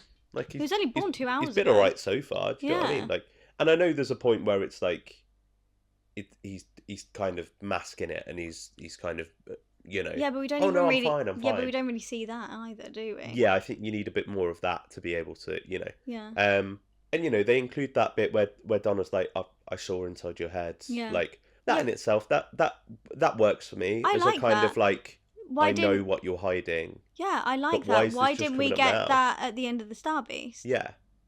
When they're talking around the TARDIS. Because again, you get at the end of Wobbly Yonder when they have that conversation in the TARDIS, and she's like, "What's happened since I last saw you?" Yeah, and he's like, a lot. Yeah, all of that stuff's great. It just needs to feel a bit more stitched together and baked.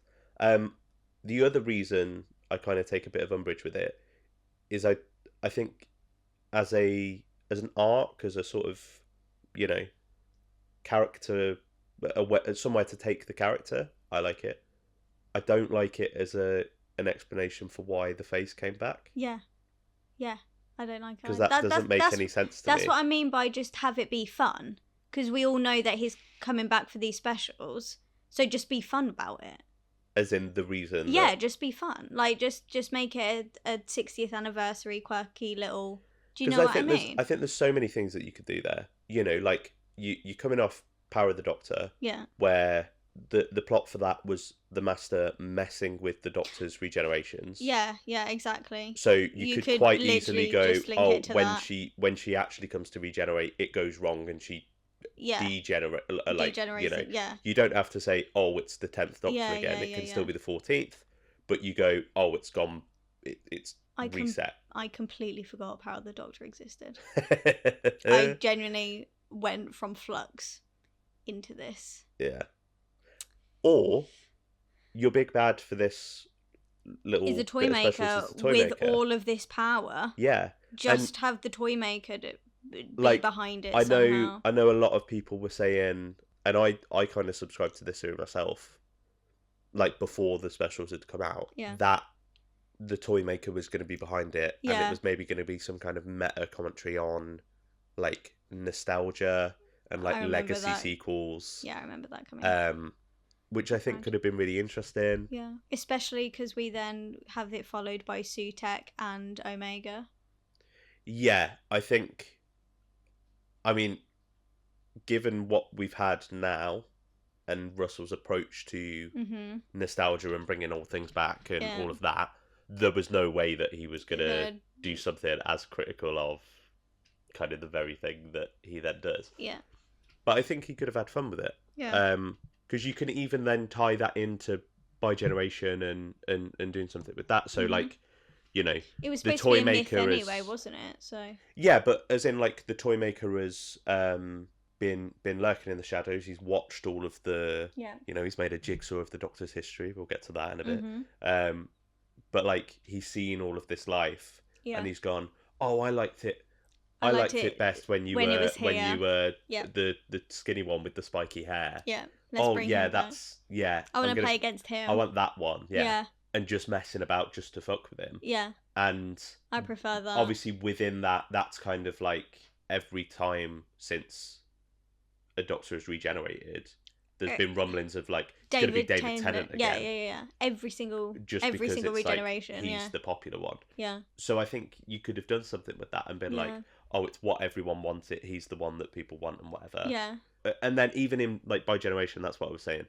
So the two split, and I know there's obviously a reading of that of, oh, we're not quite ready to let go of that, and we're going to keep David Tennant as a Doctor, like as the Doctor, he's still there.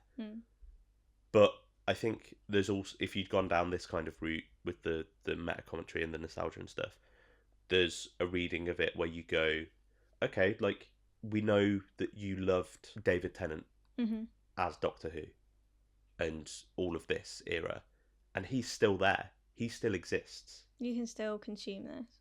Yeah, like not in like an in-universe way, but like his time, his era, his stories, all of that exists, and that's that's not going anywhere. Yeah. You know, but this is the direction we're going in, and we're moving forward. Yeah. With Ncuti Gatwa's Doctor, and so on. And yeah, I know you could argue that that's kind of the point of regeneration, that just because a Doctor changes doesn't mean that it erases previous incarnations.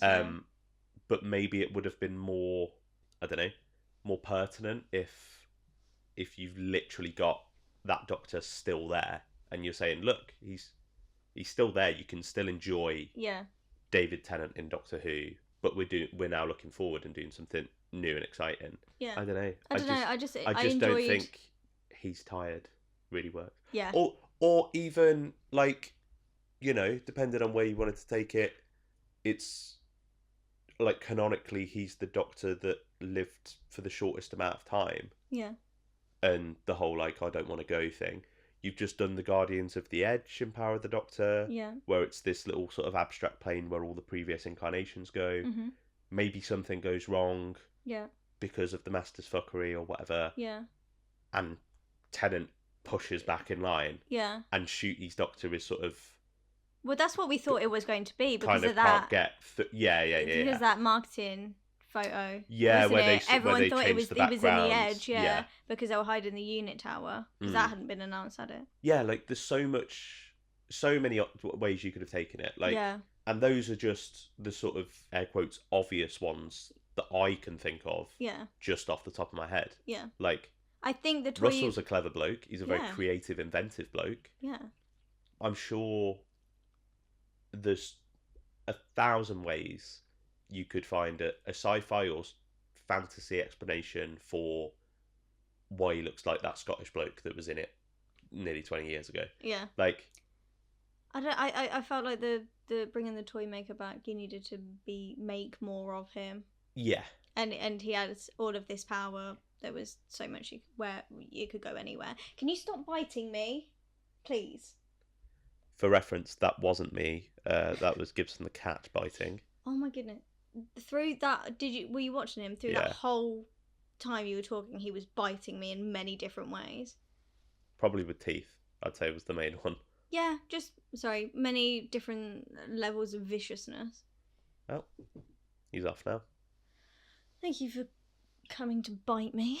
Anyway, yeah, there was so much. There was so much potential there, and because there is no rules with the toy maker himself, other than the rules that he creates for himself. Yeah, you had the freedom to do any single thing that you wanted. Yeah, it's a sandbox, isn't it? Yeah, it's your toy box. It's a toy box. It's your toy box. Okay, speaking of which, should we have a little bit of toy maker talk? I was gonna say, can we just talk about all the good stuff now? Yeah, because I'm bored now. That's a moan over. Yeah, I needed that. Yeah, you feel I feel weight good off now. your shoulders a little bit. Can we talk about all the good stuff that I enjoyed? Yeah. Oh my goodness, I am like, this is like one of my favorite aesthetics to observe from a design perspective. The kind of circusy, vintage, ventriloquist dummies and clowns and carousels and that kind of scheme. It's got that Emporium. kind of like it is that kind of like Germanic entertainment, very theatrical. Yeah. You know. Fairground. Yeah. Situation. I love all of that. So that Emporium, my God. Every time I watch it, like, I think, was that the episode that I watched like 20 times or something when it came out?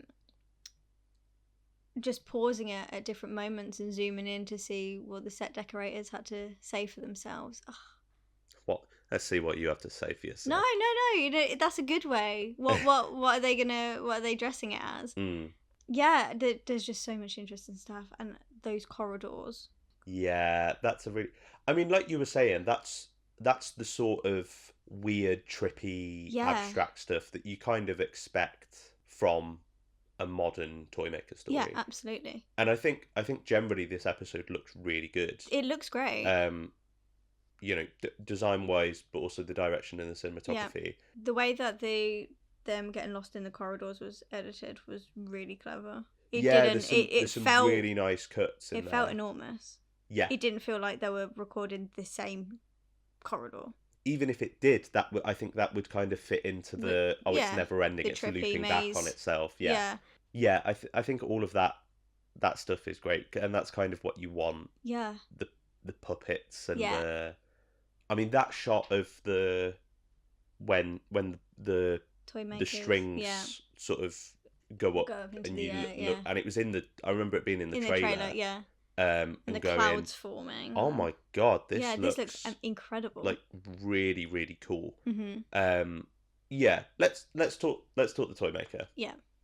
So Neil Patrick Harris. I remember when I first heard his name be announced as the toy maker, and I've only ever seen him in that. Is it How You Met Your Mother? And as you can tell, didn't watch many episodes of that. So like that was kind of my first introduction to him. So I was like, okay, why? And then I watched it and was like, that's why. Yeah, because he's he a sings, proper showman. He dances, he's an incredible actor, a magician. Yeah. Everything he could do. He juggles. He does all of those everything. Cards, tricks and stuff. Yeah, I was like, of course, you would hire him. Yeah. You'd fly him from America to here and get him to do all of the stuff he is extremely good at. Mm-hmm. And that is everything that the toy maker would do.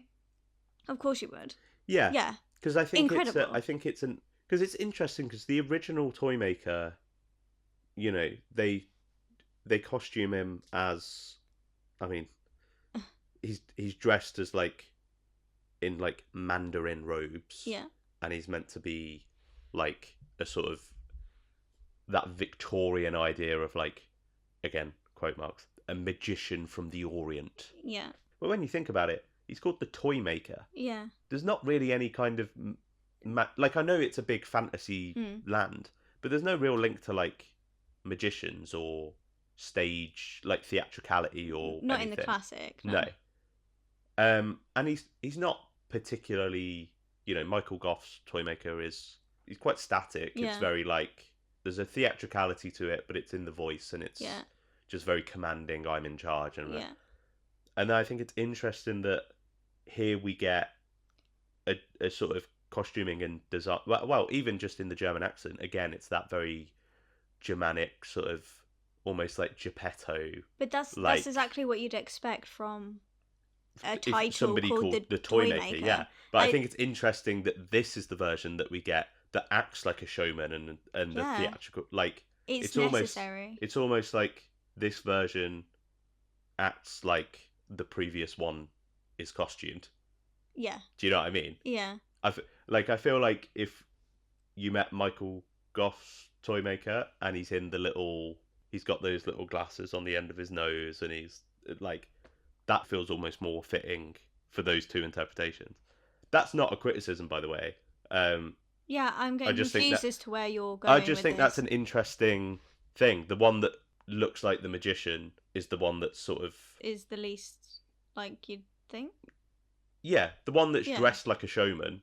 Is the one that's static, right? And the one that's dressed like a frail little old Germanic old man, yeah, is the one that's mincing around to the Spice Girls and like, you know, right. Do you know what I mean? I just think that's an interesting point. That's not a positive or negative thing. Right. That was just something I noticed during this one. You're looking at me like, all right, why have you spoken about that? No, I'm happy you spoke. Thank you. I'll shut up for the rest of No, it. I'm just listening to you. I've just been moaning for the past half an hour, so I'm just listening to you. That's bloody new, mate. Got 'em, boys. I bloody got 'em. Yeah, but Neil Patrick Harris is the toy maker. Perfect casting for this character. Absolutely. All those accents and he drops the accent at the perfect moments as well. Yeah. Everything that he does is so, what's the word? Deliberate. That's the word. Yeah. It's because it's especially the German. It's very hammy. Yeah. Well, yeah, but it's like, meant to reflect intentionally. Isn't it? Yeah. And I think in the script it's written phonetically. Yeah. So it's like it is written with z's with the right. Turned up to 11, like dialed up to 11, and I think it's just interesting that he can change roles, and he's playing with Yes. the very idea of how he takes on a humanoid form. Yeah. Because he's not celestial. He is. But not in a racist way. We'll get to that. Yeah.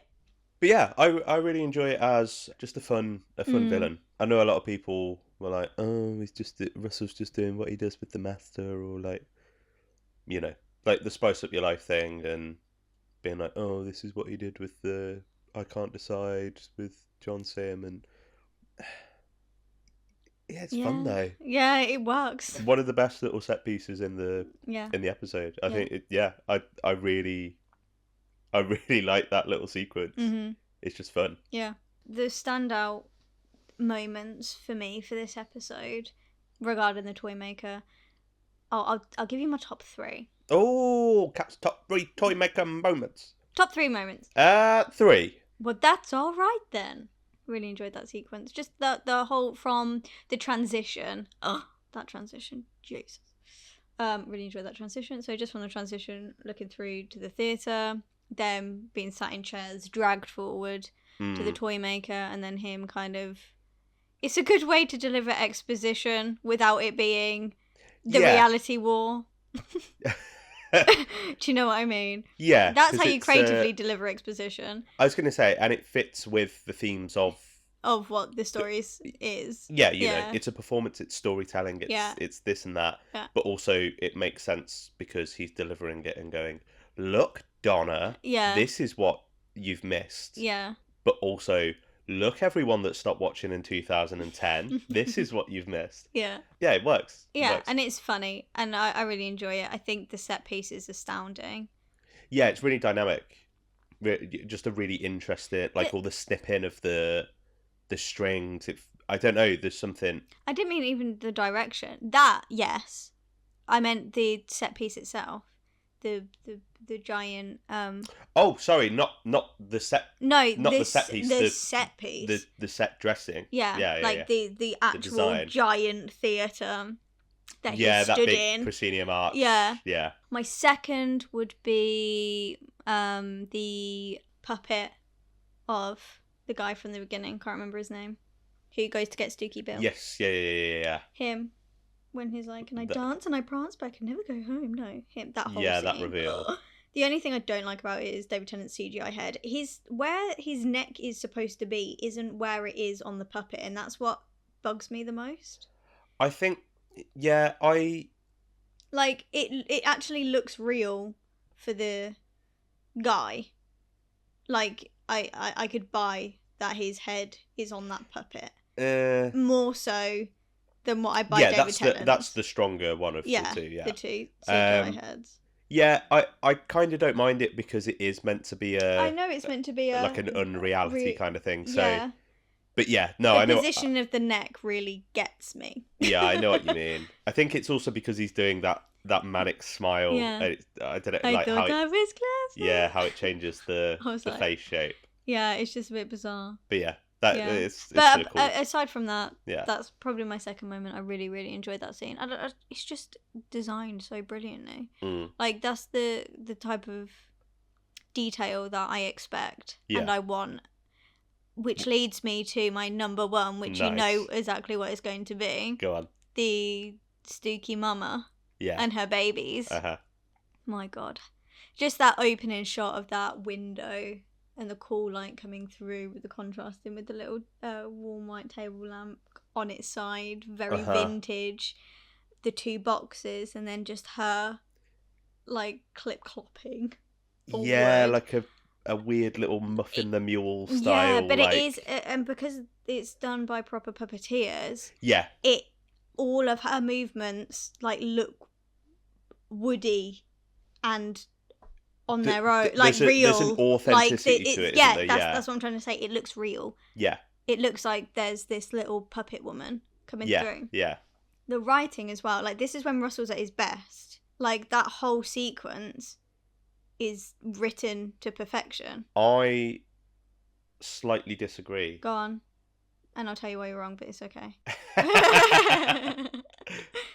I was thinking, and it's literally just as we were watching today. No, go on. Let me hear.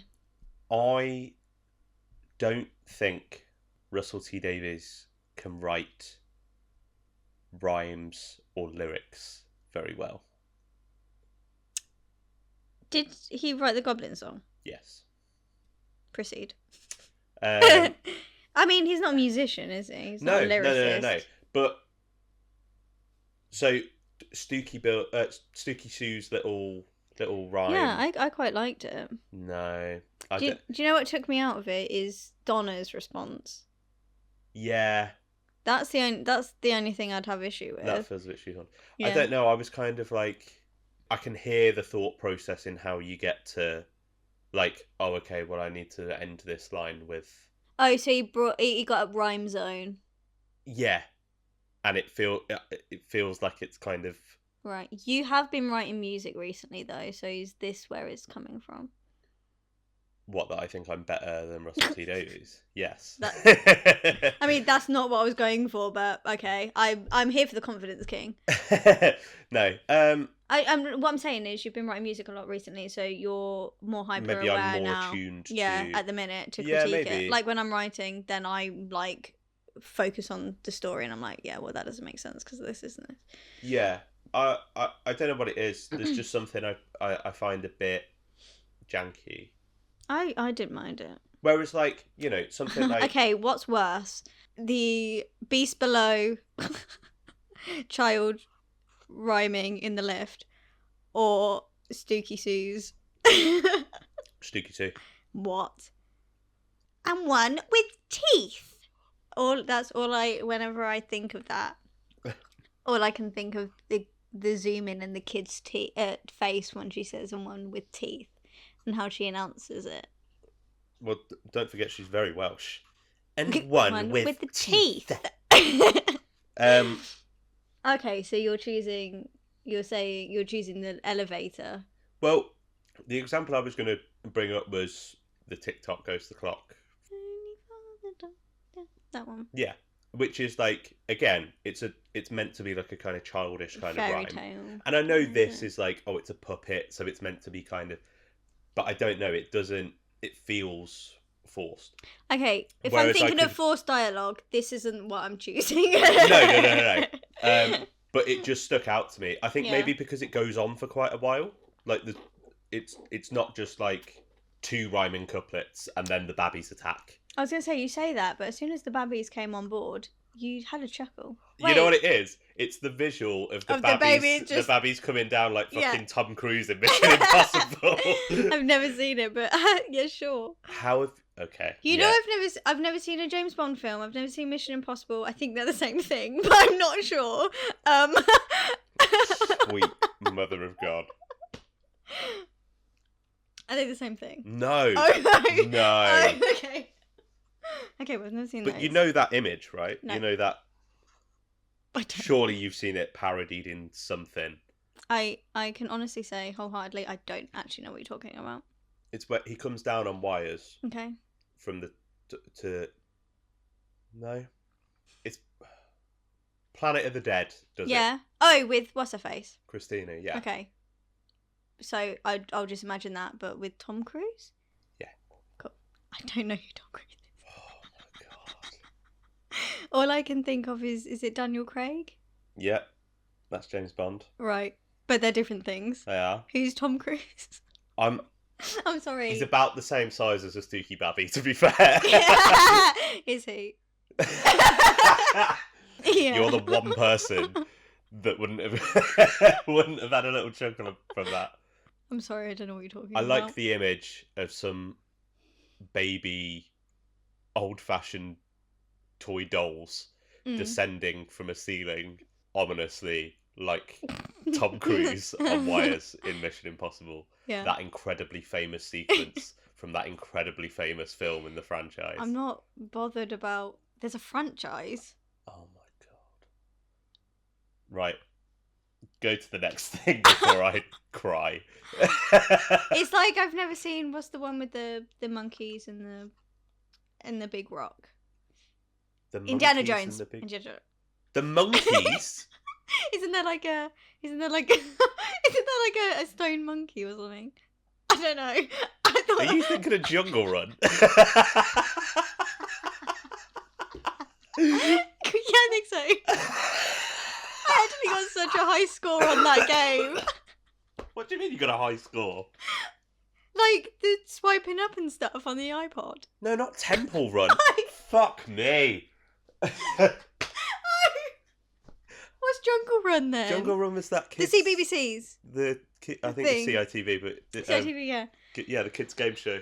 No, I don't know. Oh, I remember that. With the two monkeys. With the two monkeys and the man. And the man. There was a man host. Yeah. Michael Underwood, yes. Yeah, that's not what I was thinking of. I'm sorry. I honestly thought there was a monkey in all right. in Indiana Jones. So I'm a rapper now. In Indiana Jones. Are you Googling to find a monkey in Indiana Jones? There's a scene in one of the famous sequels. monkey in Indiana Jones is Capuchin Monkey in Raiders of the Lost Ark. A pet that is a spy for the Nazis. But also that's not what I was thinking I was going to say, I know that wasn't what you were on about. That's not what I was thinking of at all. It's hardly a key character. We're going to have a film night. Oh no, because none of those films that I haven't seen is something that I'm remotely interested in. Oh, maybe that's a Patreon. Oh, I'll be so bored. You watching a classic Things film that I don't want to for watch. the first time. I haven't seen. To be fair, I haven't seen Alien, Belter. which I know people would probably want me to see. I haven't seen any Indiana Jones. I haven't seen any Jurassic Park apart from, I think there's like a car in a tree or something and then a big dinosaur head. Yep. So what happened was, I'll tell you, it was an eventful night. So I was at a Halloween party and I was like... We crashed my car in a tree and there was this big dinosaur that walked past. I was the child in the car. Basically, this old man contacted me and asked me if I wanted to go to this abandoned island that he'd set up this theme park on and resurrected a load of... Is that what Jurassic Park is? No. It's dinosaurs. In the like forest or something? I don't know. Oh, we're definitely doing something with this. We've struck upon gold here. If people would like to see some kind of maybe like commentary tracks or something for your first watches of films, and you predicting what you think the plot will be about before we go in. What, you'll read me a synopsis or something? I'll like give you some base elements. Okay. Or even just from like stuff that you do kind of know or think you know. Right. Like the Temple Run monkey in Indiana Jones. Right. And you tell me what you think it's about. Okay, well, Indiana Jones is... All I really know is, like, it's dusty. Like... Sorry. It's dusty? Yeah, like, it's in, like, a cave or something. And it's, like, really dusty. And he gets all sweaty. And there's really warm lighting in there. Yep. And he has a whip. And then he does have a whip. And there's, like, a cage. And then maybe, like, a jewel or something in there. And then I think there's, like the floor moves and, like, he falls. Or, like, there's, like, obstacles. Like, you know, in, like, The Rescue. Yeah. When Ian's along the cliff edge with the doctor and he holds onto the the like handle and it pulls out and then all the spikes come out. Yeah. Like that kind of thing. Booby traps, yeah. That's the word, booby traps. There's a load of booby traps. And then I think there's like lasers at some point and he has to get through, or is that Mission Impossible? Or is that because he's breaking in to get something. I think that might be James Bond or Mission Impossible. I think I'm getting confused. We're so doing this. Even just for my own amusement. Great. But I feel like other people would like to... I'm not dumb, I've just never seen them. No, I know. That's what I mean. Like... So I just don't know. Anyway, should we talk about the Giggle? No. So, we just went on a massive tangent. Mm-hmm. An hour. Yeah, for about an hour. Which may be come in as its own mini episode. So, where were we? What do you want to talk about? We were talking about the best bits. Yes. The Giggle's best bits. I think, like you were saying about the Toymaker stuff, that, you know, you're in this kind of fantasy, almost supernatural realm, and where it's kind of like dream logic, and nothing quite makes sense. It's a bit zany and trippy. That's what I was waggling my fingers trying to find the word trippy. Illusions and magic. And... yeah.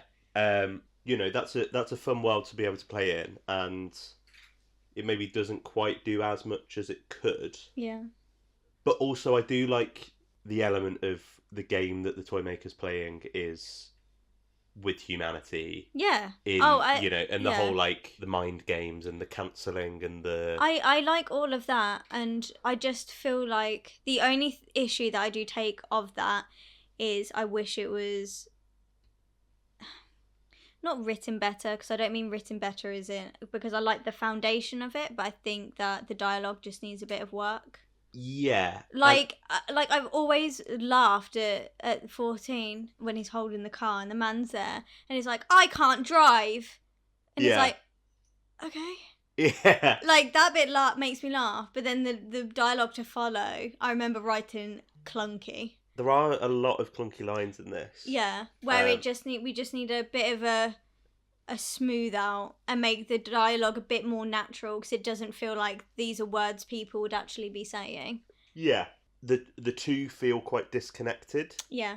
And it feels very much like you get that opening of the world's gone mad. Mm-hmm. And then we go to 1925. Yeah.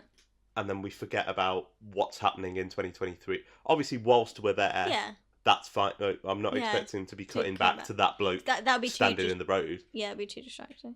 But when we return to 2023, we never go down onto the streets again. No, it's just unit. And I think that you could cut some of the unit stuff and have more seeing. Yeah. Rather than telling. Because that's what it is, isn't it? It's tell, not see. That's what they're doing at the minute. Everything in unit is like all through the news, and there's clips again on the news and on the screens, and they're telling you what's happening. They need to show us what's going on. And the Doctor being outraged by it, and then because I like the Doctor's like, well, this is what you humans are like anyway.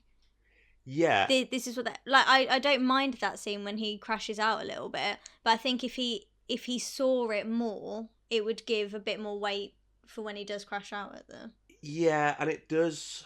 That bit feels a bit odd to me, just because... Do you think? I don't mind it. I feel like it's in character, but it's just the fact that he's saying it to the unit team, which is like... Instead of the people that are... Yeah, like some of his best mates who are objectively, like, decent people. Yeah. I don't know, it feels like he's kind of... targeting the wrong people with that. Yeah, speech. Like preaching to the choir, you know what I mean? I think the whole thing of, like, societally, we are treating the culture war as a game to score points, and I think that in itself is an interesting concept to then link to the god of games and toys, and why he'd get excited by it. But it doesn't really have anything to say. No, it just sort of goes just like, this, and you go, oh, okay, what are you going to do with that? Play a game of catch. I don't actually mind that the game is a game of catch because of the whole setup in the Emporium itself. If it didn't have that, then I'd be a bit more outraged. The game, to be fair, we're talking about how we needed to be more on the floor, should we say, rather than the unit tower. They should have taken the game to the floor, shouldn't they? But I don't like the unit tower, so... I don't like how marvelised the unit is. Yeah, but I think that helipad sort of space is quite... I do quite like that as a... I like classic unit and Tower of London unit. Yeah, no, but I just mean as an environment, that helipad specifically. Yeah. Like for that scene being out in the open. Unit. Yeah. I understand. But, yeah, it is cool. And obviously they wouldn't be able to like go and do that in the street because that's on location in the middle of Bristol city centre. Yeah. They wouldn't be able to bring David Tennant and Ncuti Gatwa down there to play catch with Neil Patrick Harris. No, I mean a whole choreographed using the humans is what I'm saying. Take the games to the floor. I kind of get why, because that is the big climax and it's a bit of a spoiler that you've got them both there. Yeah. So you probably need to keep that in a closed set. Yeah. but also find a way to integrate Down. the rest of the world Yeah. that's apparently gone mad. And because you don't even hear anything. You don't hear screams. You don't see like fire and it feels very burning. divorced from each other. Yeah. But also, you know, it's established that Donna, Mel, and Wilf aren't affected. Yeah. Because they've travelled in the TARDIS. Yeah. But we never get any reference to Sylvia. Yeah. Her or daughter. Sean, Rose, any of the other people that. Which is so family orientated. Yeah, well. and it seems that's all her focus has been on getting back to her family. Bizarre that that you wouldn't have a scene where we see them going mad. Yeah. And B, that you don't have any reference from Donna being like, my family's down there. Yeah, I need to call Rose. Yeah. I need to call Sean. I need to make sure they're safe. Yeah. Especially, I think, when she's seen the effect of it with Kate, and it's just bigotry. Yeah. And she's throwing that, like, she's going, "You're an alien. There's a conspiracy. You two have red hair. Yeah. You can walk. You're frauding the system. Yeah. You're a benefits cheat or whatever." Yeah. To Shirley, I imagine Sylvia, if she's having that sort of far right bloody whatever brought out of her. Yeah. If she's in the house with Rose. Yeah, that's not gonna. It's not gonna end well, no. is it? Do you know what I mean? Yeah. Or just anyone in the street around Rose, yeah. or like, do you know what I mean? I feel like there'd be a concern there, even more of a concern. You know, there's more of a reason. Yeah. For her to be like, oh my god, is Rose gonna be okay? Yeah. But I think even if she weren't worried about, you know, her being of a minority or whatever, or several minorities, you'd go, is my daughter okay? Yeah. Is my family safe? Yeah. I think it's a bit over ambitious trying to juggle the two without integrating them. Yeah, it's things like that make me go, okay, I get what you're going for, and in the broad strokes, I quite like the giggle. Yeah, I don't mind the giggle. I just didn't enjoy it as much as I did. Yeah, I think I got swept up in the kind of the nostalgia. Spectacle of it. Yeah, watching it at first. Yeah, yeah, too. Probably the nostalgia of it, and you know, David Tennant is amazing in this. Yeah, like really, really good, as he always is. But I don't know. I really felt this, even in some of those clunkier lines. I think he sells them. Yeah. So like, I think on paper that bit where he's like, oh, you know, take away the TARDIS and the Sonic, take away the toys. Yeah. What have I got? Yeah. You know, I think on paper that's maybe not the most natural line. He delivers it with, like, I completely believe that he's like... I was welling up. Yeah, and I think it's interesting that you can see him very, like he's not crying all the time. No. He's not shooting out as Doctor, but he does look like he's on the edge of just going, I'm broken, man. I don't know what I'm doing. Which I think retroactively kind of is what sells me on the he's burnt tired, out. Yeah. More so than the script telling me that he is. Yeah. It's in Tennant's performance here, I think, that he seems like he's just on the verge of like, I don't know what I'm doing, like just giving up. Yeah. But I think that's really interesting. Speaking of doctors, we get another one. We do. In this episode. We do. We get two. For the price of one. What do you like? I know it's been taught to death. Quick thoughts on bi-generation as a concept. I'm fine with it. I was fine with it when it happened. Mm-hmm. I didn't like it with the Rani because there was no purpose for it. Yeah. But that's by the by. But for 14 and 15, I never believed it was this kind of, we don't trust Shooty. We need David Tennant there as well. No. It's not. I think I do like the, okay, we got two of us and we challenge you to a game. And it's like, but that's cheating. It's like, how could it be cheating? It's your rules. You did this. And it's like, okay, fine. Shit. And I really like the idea. I think I like it. You know what? I think I like bi-regeneration. All right, bi-generation even in. You always do that. You always say bi-regeneration. I know, and I don't know why. Yeah. I like B. That's my brain flatlining. I like bi-generation in the sealed unit that is the Giggle. Yeah. For the sole purpose of the toy maker getting really excited at the prospect of having a doctor which he can split in half, Doctors. and just have a meadow of doctors that he can defeat over and over again. Yeah. Someone who he goes up against and he can't beat as easily as the others. So he can really sink his teeth into. I like that as a concept. Yeah, I agree. I do think By Generation should have been one and done. Yeah. Just here. Yeah. And it kind of cheapens it. Yeah, I don't think it was ever an intentional. We don't trust Shooty to sort of carry the torch. That never crossed my mind until people were saying it after the episode, and I was like, what? I do understand the optics of the first female Doctor and the first numbered Doctor that's a person of colour has David Tennant sandwiched between them, almost to like, stop it.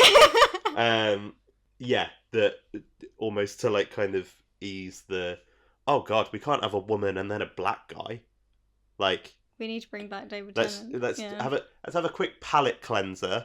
So that's just horrible. So the Daily Mail readers don't get too up in arms about it, and then I don't think that was at all what it was, because I'm not being funny. Russell T Davies hasn't exactly appealed to the people with those sensibilities in anything else in this era of the show, even. Yeah.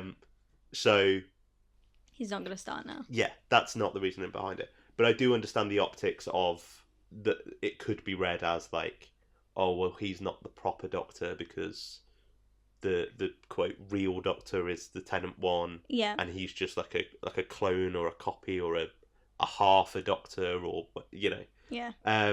But I think it's just how you choose to read it. Like, if that's how you feel about it and that's how you read it, then fair enough. I think that's a perfectly reasonable thing to take from that, provided that you're coming at that from a place of good faith and you're saying it's a shame that that's what has happened, rather than being like, no, he's not even the proper Doctor, I don't like him. Shut up, man. Because I assume you're a man. But yeah, I don't think David overshadows Shooty in that scene at all. Shooty's strong enough to hold his own. Yeah, and I think I mean, we spoke about it a little bit when in our chat with Phil a few weeks ago. Yeah. I think David, as soon as Shooty comes into the episode, he almost lets Shooty have the scene and really have his moments, and doesn't. I don't think he does overshadow him. I think if anything, it's the other way round. I was going to say, I don't even think David Tennant's holding back. I think they're just both extremely strong actors, and they just play off each other and melt together really well. Yeah, when I say like lets him have it, I don't mean like he's holding back and not giving his A game, but I think he, how sometimes you watch a Tom Baker episode and you can feel that Tom feels slightly threatened by anyone who's a really good actor. Yeah. So he's like, oh no, this is mine. Yeah, you step down. Yeah, I'm the alpha here. Yeah. Whereas David's still obviously incredible, but you can feel in his performance, he's like, he's the new guy, he's great, isn't he? Oh yeah, he's fangirling. He's going, I'm standing next to Doctor Who. Yeah. Like, yeah. David, you're Doctor Who. Yeah. Yeah, but I'm standing next to Doctor Who. Yeah. But yeah, I think that's what it is. I think he comes on with such a different energy and charisma and just like flair and stuff. It's a proper shot of adrenaline into that third act, I think. Yeah, it needs it. Which, was needed, I think. Especially, that kind of takes the sting out of the fact that, we're just in the unit. When we're just going to stay here until... Because we do, essentially, you get that opening in the street, and then you get unit, 1925, unit. Donna's back garden. Yeah, for you sort of denouement. Yeah. Which, in retrospect, does feel a little bit hollow. Yeah. I almost feel like this episode needed to be like a 90-minute special. Mm-hmm. Or, I was going to say a two-parter, but I don't know where you'd split it. I don't think you could sustain it. No, you couldn't do a two-parter. But I think it needs... I think it would work out fine as a 1 hour and 2 minute episode if the two storylines or the plot points and the toy maker gelled better. Yeah, And it's you just could, got a lot to do. And the stuff that you were trying to say with it could be based more in the toy maker's realm instead of keep switching backwards and forwards. Yeah. Across locations, you know. I think it. I mean, this is what we're saying when we say there's flaws. Yeah. I think it just needs a good tightening up. Yeah. Cut it down into shape a little bit. Yeah. And then you can go, okay, well, we need to add a bit more of this because we've not quite. This, yeah, exactly. It's going needs a bit more salt. Yeah. Needs a bit more toy maker shenanigans. Yeah, exactly. Needs a bit more depth here from the characters. Depth for this emotional arc that we're doing for the Doctor's character. Yeah. We need to flavour in a bit of humanity gone mad here. Yeah. Bring them down to earth a little bit. Blah blah blah blah. Mm-hmm. We can do metaphors. Yeah, we can. Yeah. But yeah, I think there's a lot of elements in there there's loads of elements that are really, really great. And I feel like we've maybe come across quite negative on this review. I know, yeah. But I like this it, episode, yeah. But you caught me on a particularly moany day. But I do think all of these criticisms are valid. Yeah, I do think they are. Yeah, it's a fun episode, but it just needed tightening up. Yeah, and I think it kind of, for a little bit, it kind of coasts on vibes. Yeah, which is all right. I think that the toy maker stuff carries it. Yeah, that's the vibe. The toy maker's the vibe. There's a lot of really great performances in there. A lot of really fun set pieces. Some really cool concepts. Yeah. It's really creative. Yeah, but I think it's like, it doesn't quite all tie together. Yeah. It's like, oh, this bit's cool, that's good. I've got this idea. But as like a sum of its parts, as a whole finished product doesn't quite stick the landing as well as I think it maybe could have. It's like Tetris. Beg your pardon? It's like Tetris. How's it like Tetris? When you're trying to put all the pieces together, but you got gaps here and you got a bit that's too long up there, and it is like Tetris. You know what I'm saying? Very good. There's a reference to Tetris in this. What piece in the puzzle of his life? No, it's like you make games about bricks falling on top of other bricks. Yeah. Yeah, I like it. It's slightly disappointing because I think there's so much in here that's great. Yeah. And I want it to be better than it is. Yeah. But it is still pretty good. But it is great. It's a great episode. Yeah, it's fun. It's like I'm feeling like a 7.5 like out of 10. 7, yeah. Yeah. We rarely agree. I feel like we've been on the same page quite a lot for this one. Absolutely. Yeah, I'm sure there's loads of stuff that we've missed out, but we went on like an hour-long tangent on something completely unrelated. Yeah. But I'll tell you what we can do to wrap up. Yeah. Maybe just a little bit of a trivia section, if you don't mind. What trivia have we got for us today? Well, I'll let you know, but not before I introduce the trivia section with the trivia section's title. Which we call it every week. Every single goddamn week. It's called the Trivial. Fucking The Trivial? The Trivial. Yeah. Yeah? That's what people are going to think of our podcast. Absolute Trivial. Absolute Trivial. So, this is the only 21st century regeneration episode to not feature either the Daleks or the Master. If we're not counting the Toymaker's Gold Tooth. Well, we have to count it. Well, in which case... The Master's here. Let's get rid of that bit of Trivial. Trivial. The Toymaker's line about having made a jigsaw of the Doctor's past was intentionally included by Russell T Davies to form an out for the show's convoluted and often contradictory continuity. Yeah. This way, viewers can accept the parts they like and dismiss anything else as the Toymaker's meddling. Nice. How do you feel about that? It's lazy, isn't it? In the sense of not in the sense of not Russell being lazy, in the sense of canon and continuity doesn't matter because that's just the Toymaker.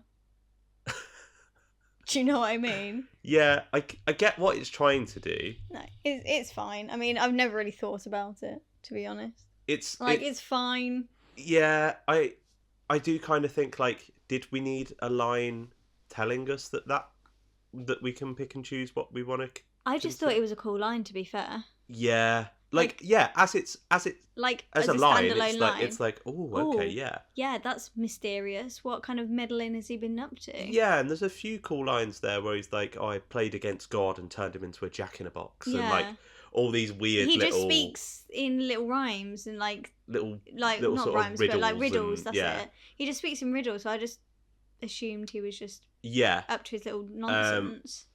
But yeah, no, Russell's like, oh, this means this. I mean, fine, sure. Yeah, I just feel like, did we have to have a line in the show telling us that, like, hey, it doesn't really matter what you like. If you want to believe that this thing is a thing, believe it. If you don't.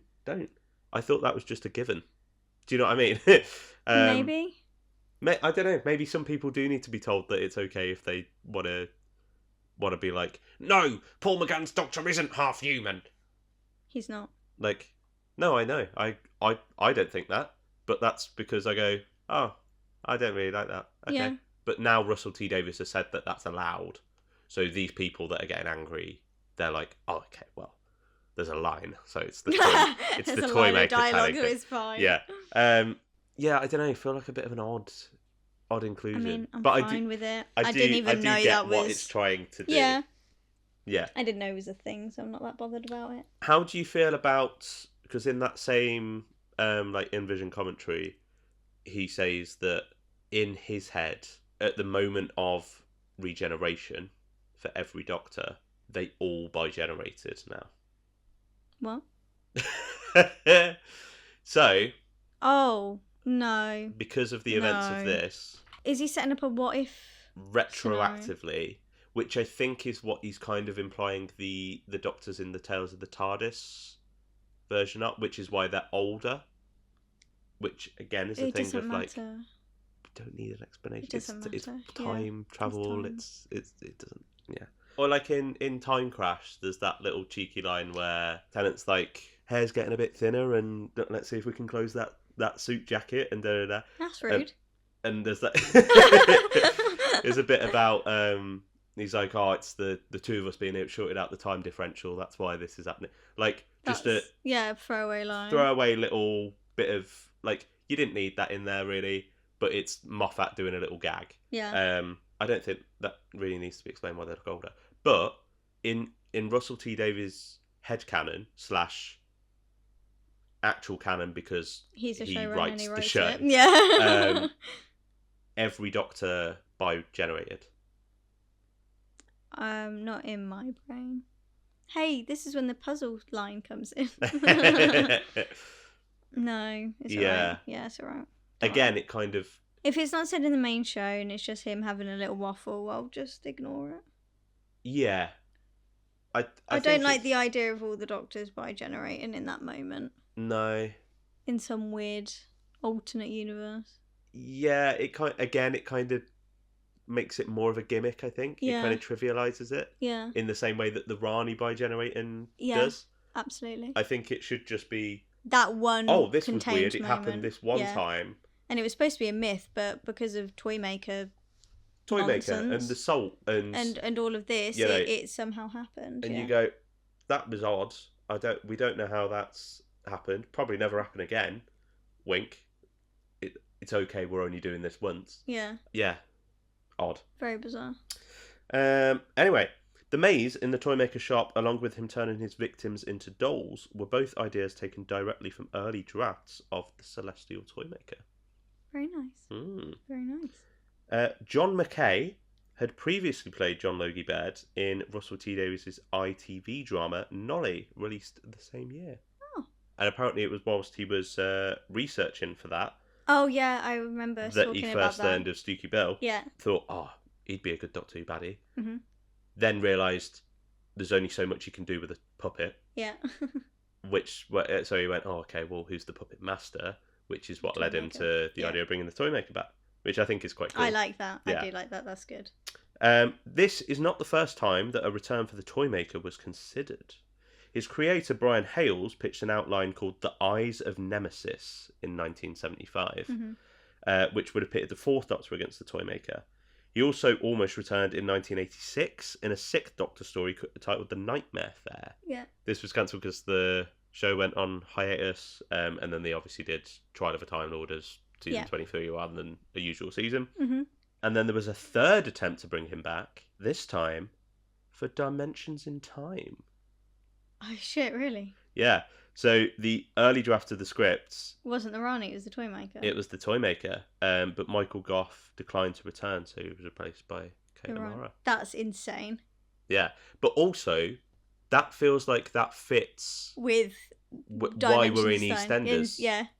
Like, oh, it's a weird... crossover, fantasy playing thing. with reality... Yeah. Yeah, I think I'd kind of buy it a bit more then. If it was a Toymaker, because there's no real explanation why we're in bloody Albert Square and there's a Vervoid going into the Queen Vic. Like, apart from how amazing that is.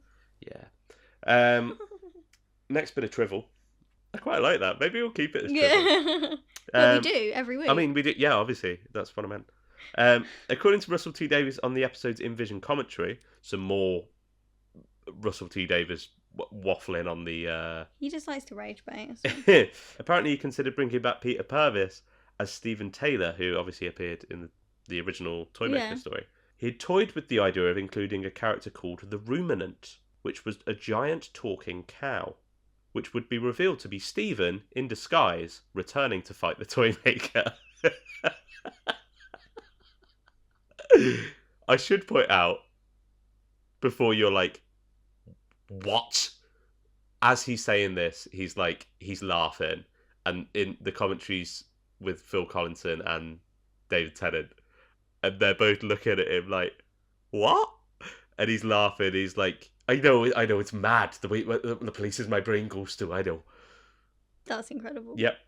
Apparently that was a consideration at one point. That's I don't know funny. how serious he is when he's saying that. That's so funny. Yeah. So once he realises who he's facing, the Doctor tells Donna to go back to the TARDIS. Donna, go back to the TARDIS. Same. But you never tell me to do that, apart from the other times that you have. Well, this is the same order that he gave to Stephen and Dodo in their first encounter with the Toymaker. Russell, if only it worked. Bloody Russell. There is a cut line of dialogue referencing time and the Rani. What? Where Donna was to ask Mel if she had seen regeneration before. Mel replies, "No, I missed it. I was unconscious." Well, the TARDIS was attacked by the Rani. She was this evil time lady, although not evil, more like amoral, and she dragged the TARDIS down to this planet called Lacertia, at which point the Doctor interrupted her. That was apparently in... As David Tennant is glowing, they were going to get Bonnie Langford to go, so, in 1987 there was a story called Time in the Rani, and basically, he used to have blonde curly hair and fell off an exercise bike, and now he's this Scotsman that plays the spoons. I'm actually lost for words, by the way. This line is retained in James Goss's novelisation. In 1925 Soho, posters can be seen for Henrik's, the department store, I like that. which Rose worked in. Yeah. And in the corridors of the Toymaker shop, the lampshades are in the shapes of hearts, spades, clubs and diamonds. They are. I was going to mention that earlier when we were talking about the I thought you might have already spotted that. Of course but I did. I didn't know that until researching this. I've got one foreign title for you, but it's very disappointing. I just want to preempt that before you get excited. I love foreign titles. I know. This is going to be sad. It's French. Okay. Okay? This special is simply called The Toymaker. Oh. Okay. Next fact. Thank you. Although there are some interesting direct translations of the Giggle into different languages. Okay. Just in their... language. In that language. Yeah. Some of the words for giggle are... beautiful. Mwah. But I'm not going to... No, butcher those. ...pronounce German words. Yeah. I'll leave that to Neil Patrick Harris. He does it so well. Fans threw out several theories about the episode before its release, including Donna would be the one to regenerate into the 15th Doctor. Ugh. That wouldn't make any kind of sense. Yep. Okay. I don't know. We're back to last week's episode, by the way, for a minute here. Yeah, crazy fun thing. The Toymaker would be behind the 14th Doctor having the same face as the 10th. Which would make sense. Makes sense, you know. Which should have been it. Which, you know. And the First Doctor would appear in the story and interact with the 15th Doctor, either in the form of David Bradley or a deep-faked William Hartnell. No, we're not doing deep fakes. But Russell said it would be great. Did he? There was an interview where Russell was like, I think one day we could, with the power of CGI, we could bring back William Hartnell. Wouldn't that be marvellous? No. And Shooty and Millie are sat there like, yeah. Yeah, I love that. Although, this was probably fueled by Shooty Gatwa teasing that his Doctor shared a scene with the First Doctor. But that was Adventures in... It was the updated version of yeah. Adventure in Space and Time, yeah.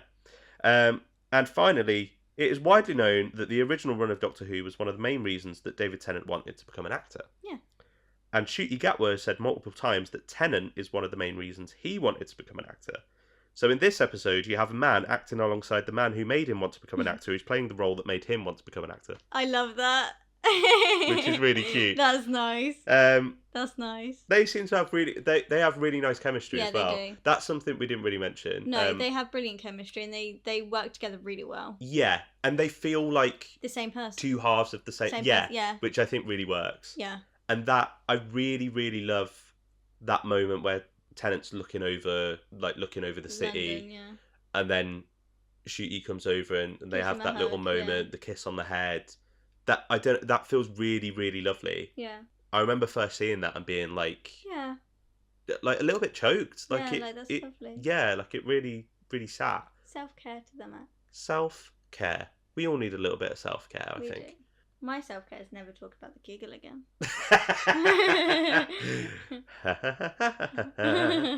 It's a simple arpeggio. It is. Well, thank you for joining us for the Trivial. Yes. And thank you for joining us on this week's episode of the Says Who podcast. Yes. Kat, where can they find you? They can find me on Twitter and Instagram at simplykatie_XO. Where can they find you, Tip? Thank you very much for asking. They can also find me on the Twitter at Son of Biscuit and on the Son of Biscuit YouTube channel, which you may very well be listening to this here podcast on right now. You can also find us on Twitter at thesayswhopod and the Instagram and TikTok. Oh, yes. If you would like the links to any of these things, they will be in a link tree that we have made, which will be in the description. We're very professional. We're very professional. You can also email us your thoughts, comments, reviews, spam at thesayswhopod@gmail.com. And if you want to support us, give us a like, subscribe, share with your nan. Give us a review on Spotify or Apple Podcasts or wherever you listen. You can also, if you so wish, hop over to the Patreon, where in a couple of weeks we will be starting our rollout for stuff there. We've already got the lovely Brendan that's joined us over there. So we're going to be getting some stuff on there very, very soon. So we've got our full Christmas sketch out now. Should we run through that quickly? Yeah, sure. So you got this episode. You've listened to it. You've already done this one. You can't have any more of it, greedy guts. Not getting any more of this. You're not getting any more of this. It's finishing now, right? We're just telling you what's coming up, all right? Hold your bloody horses. Jesus. So next week, we are doing a Christmas specials ranking. Yeah, we are. Yeah, we're doing a little tier list. So if you listen on your podcast platforms, Apple Podcasts or Spotify or whatever, you might want to join us on YouTube for next week, because we'll be doing a video of we'll be doing a little screen recording. It'll be a lovely little edit for you to feast your eyes upon. You'll also really enjoy me and Tip arguing over where all of the Christmas episodes should be. Exactly. Because that definitely won't happen. No. And we definitely have exactly the same feelings on certain specials. Oh no. I'm scared. And obviously we will be covering The War Between the Land and the Sea, episodes 3 and 4. Yes. Then, on Christmas Eve, we've got, drumroll please, the Christmas Invasion. Yes, we goddamn do. We got the Christmas Invasion, 20 years since its first broadcast. Damn. I went to I was at a work Christmas quiz last night. Yeah. And there was a question about the Christmas Invasion. Go on, tell me it now. It was just the first Doctor Who Christmas special aired 20 years ago. Who played the Doctor in it? David Tennant. You got it right. Well done. Thank you. Wow, that was basic. Wow. what would you have liked the question to be? What is the length of the dressing gown cord that David Tennant wears throughout the episode? I'd probably hazard like a meter. Okay. Yes. So we're gonna be talking the Christmas Invasion. So that'll be fun to look back on that. I've not seen that one in a while. I love the Christmas Invasion. I know you do. I do. And then, of course, again, we'll be covering the War Between the Land and the Sea finale. Mm. Also, on Christmas Eve, it's the big old Patreon launch. It is a Patreon launch. And what are we doing for that? Well, we're going to have a little mini taster bonus extra episode of the Sesame podcast where we're going to be covering Born Again. We are. The Children in Need special prequel bit to Christmas Invasion. So yeah. that's a nice little... a starter to the main course of the pod. Because I've never seen Born Again, so it's going to be a live reaction.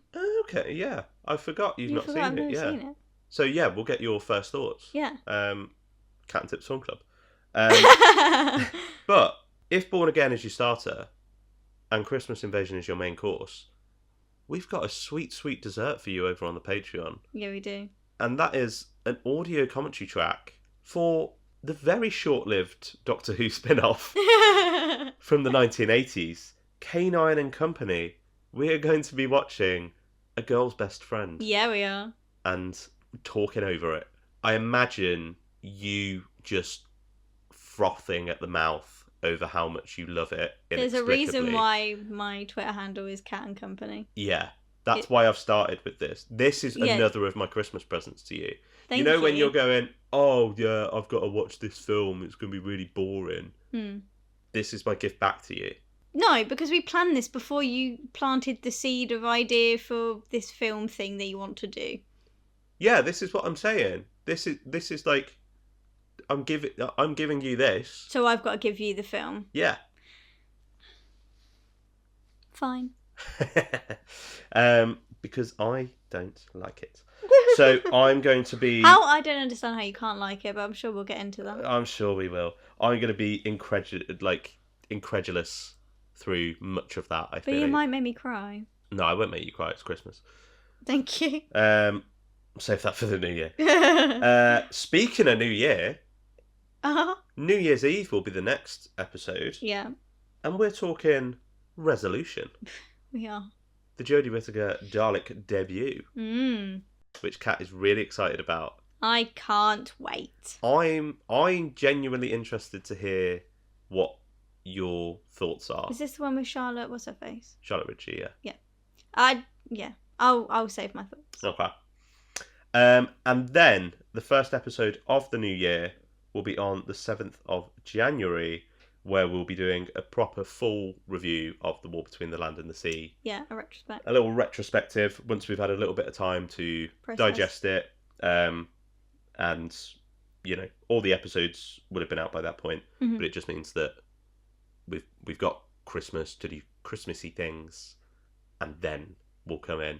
Maybe once the ship's left the harbour on the SEO sort of algorithm for people talking about the War Between the Land and the Sea. Yeah. But at our finest. Maybe people will still care. Probably not. I guess it depends. It depends how good it is. How it goes, doesn't it? Yeah. Yeah, but obviously if you want our week-to-week thoughts, they will be coming each week, continuing next week with episodes 3 and 4, because that's how a weekly thing works.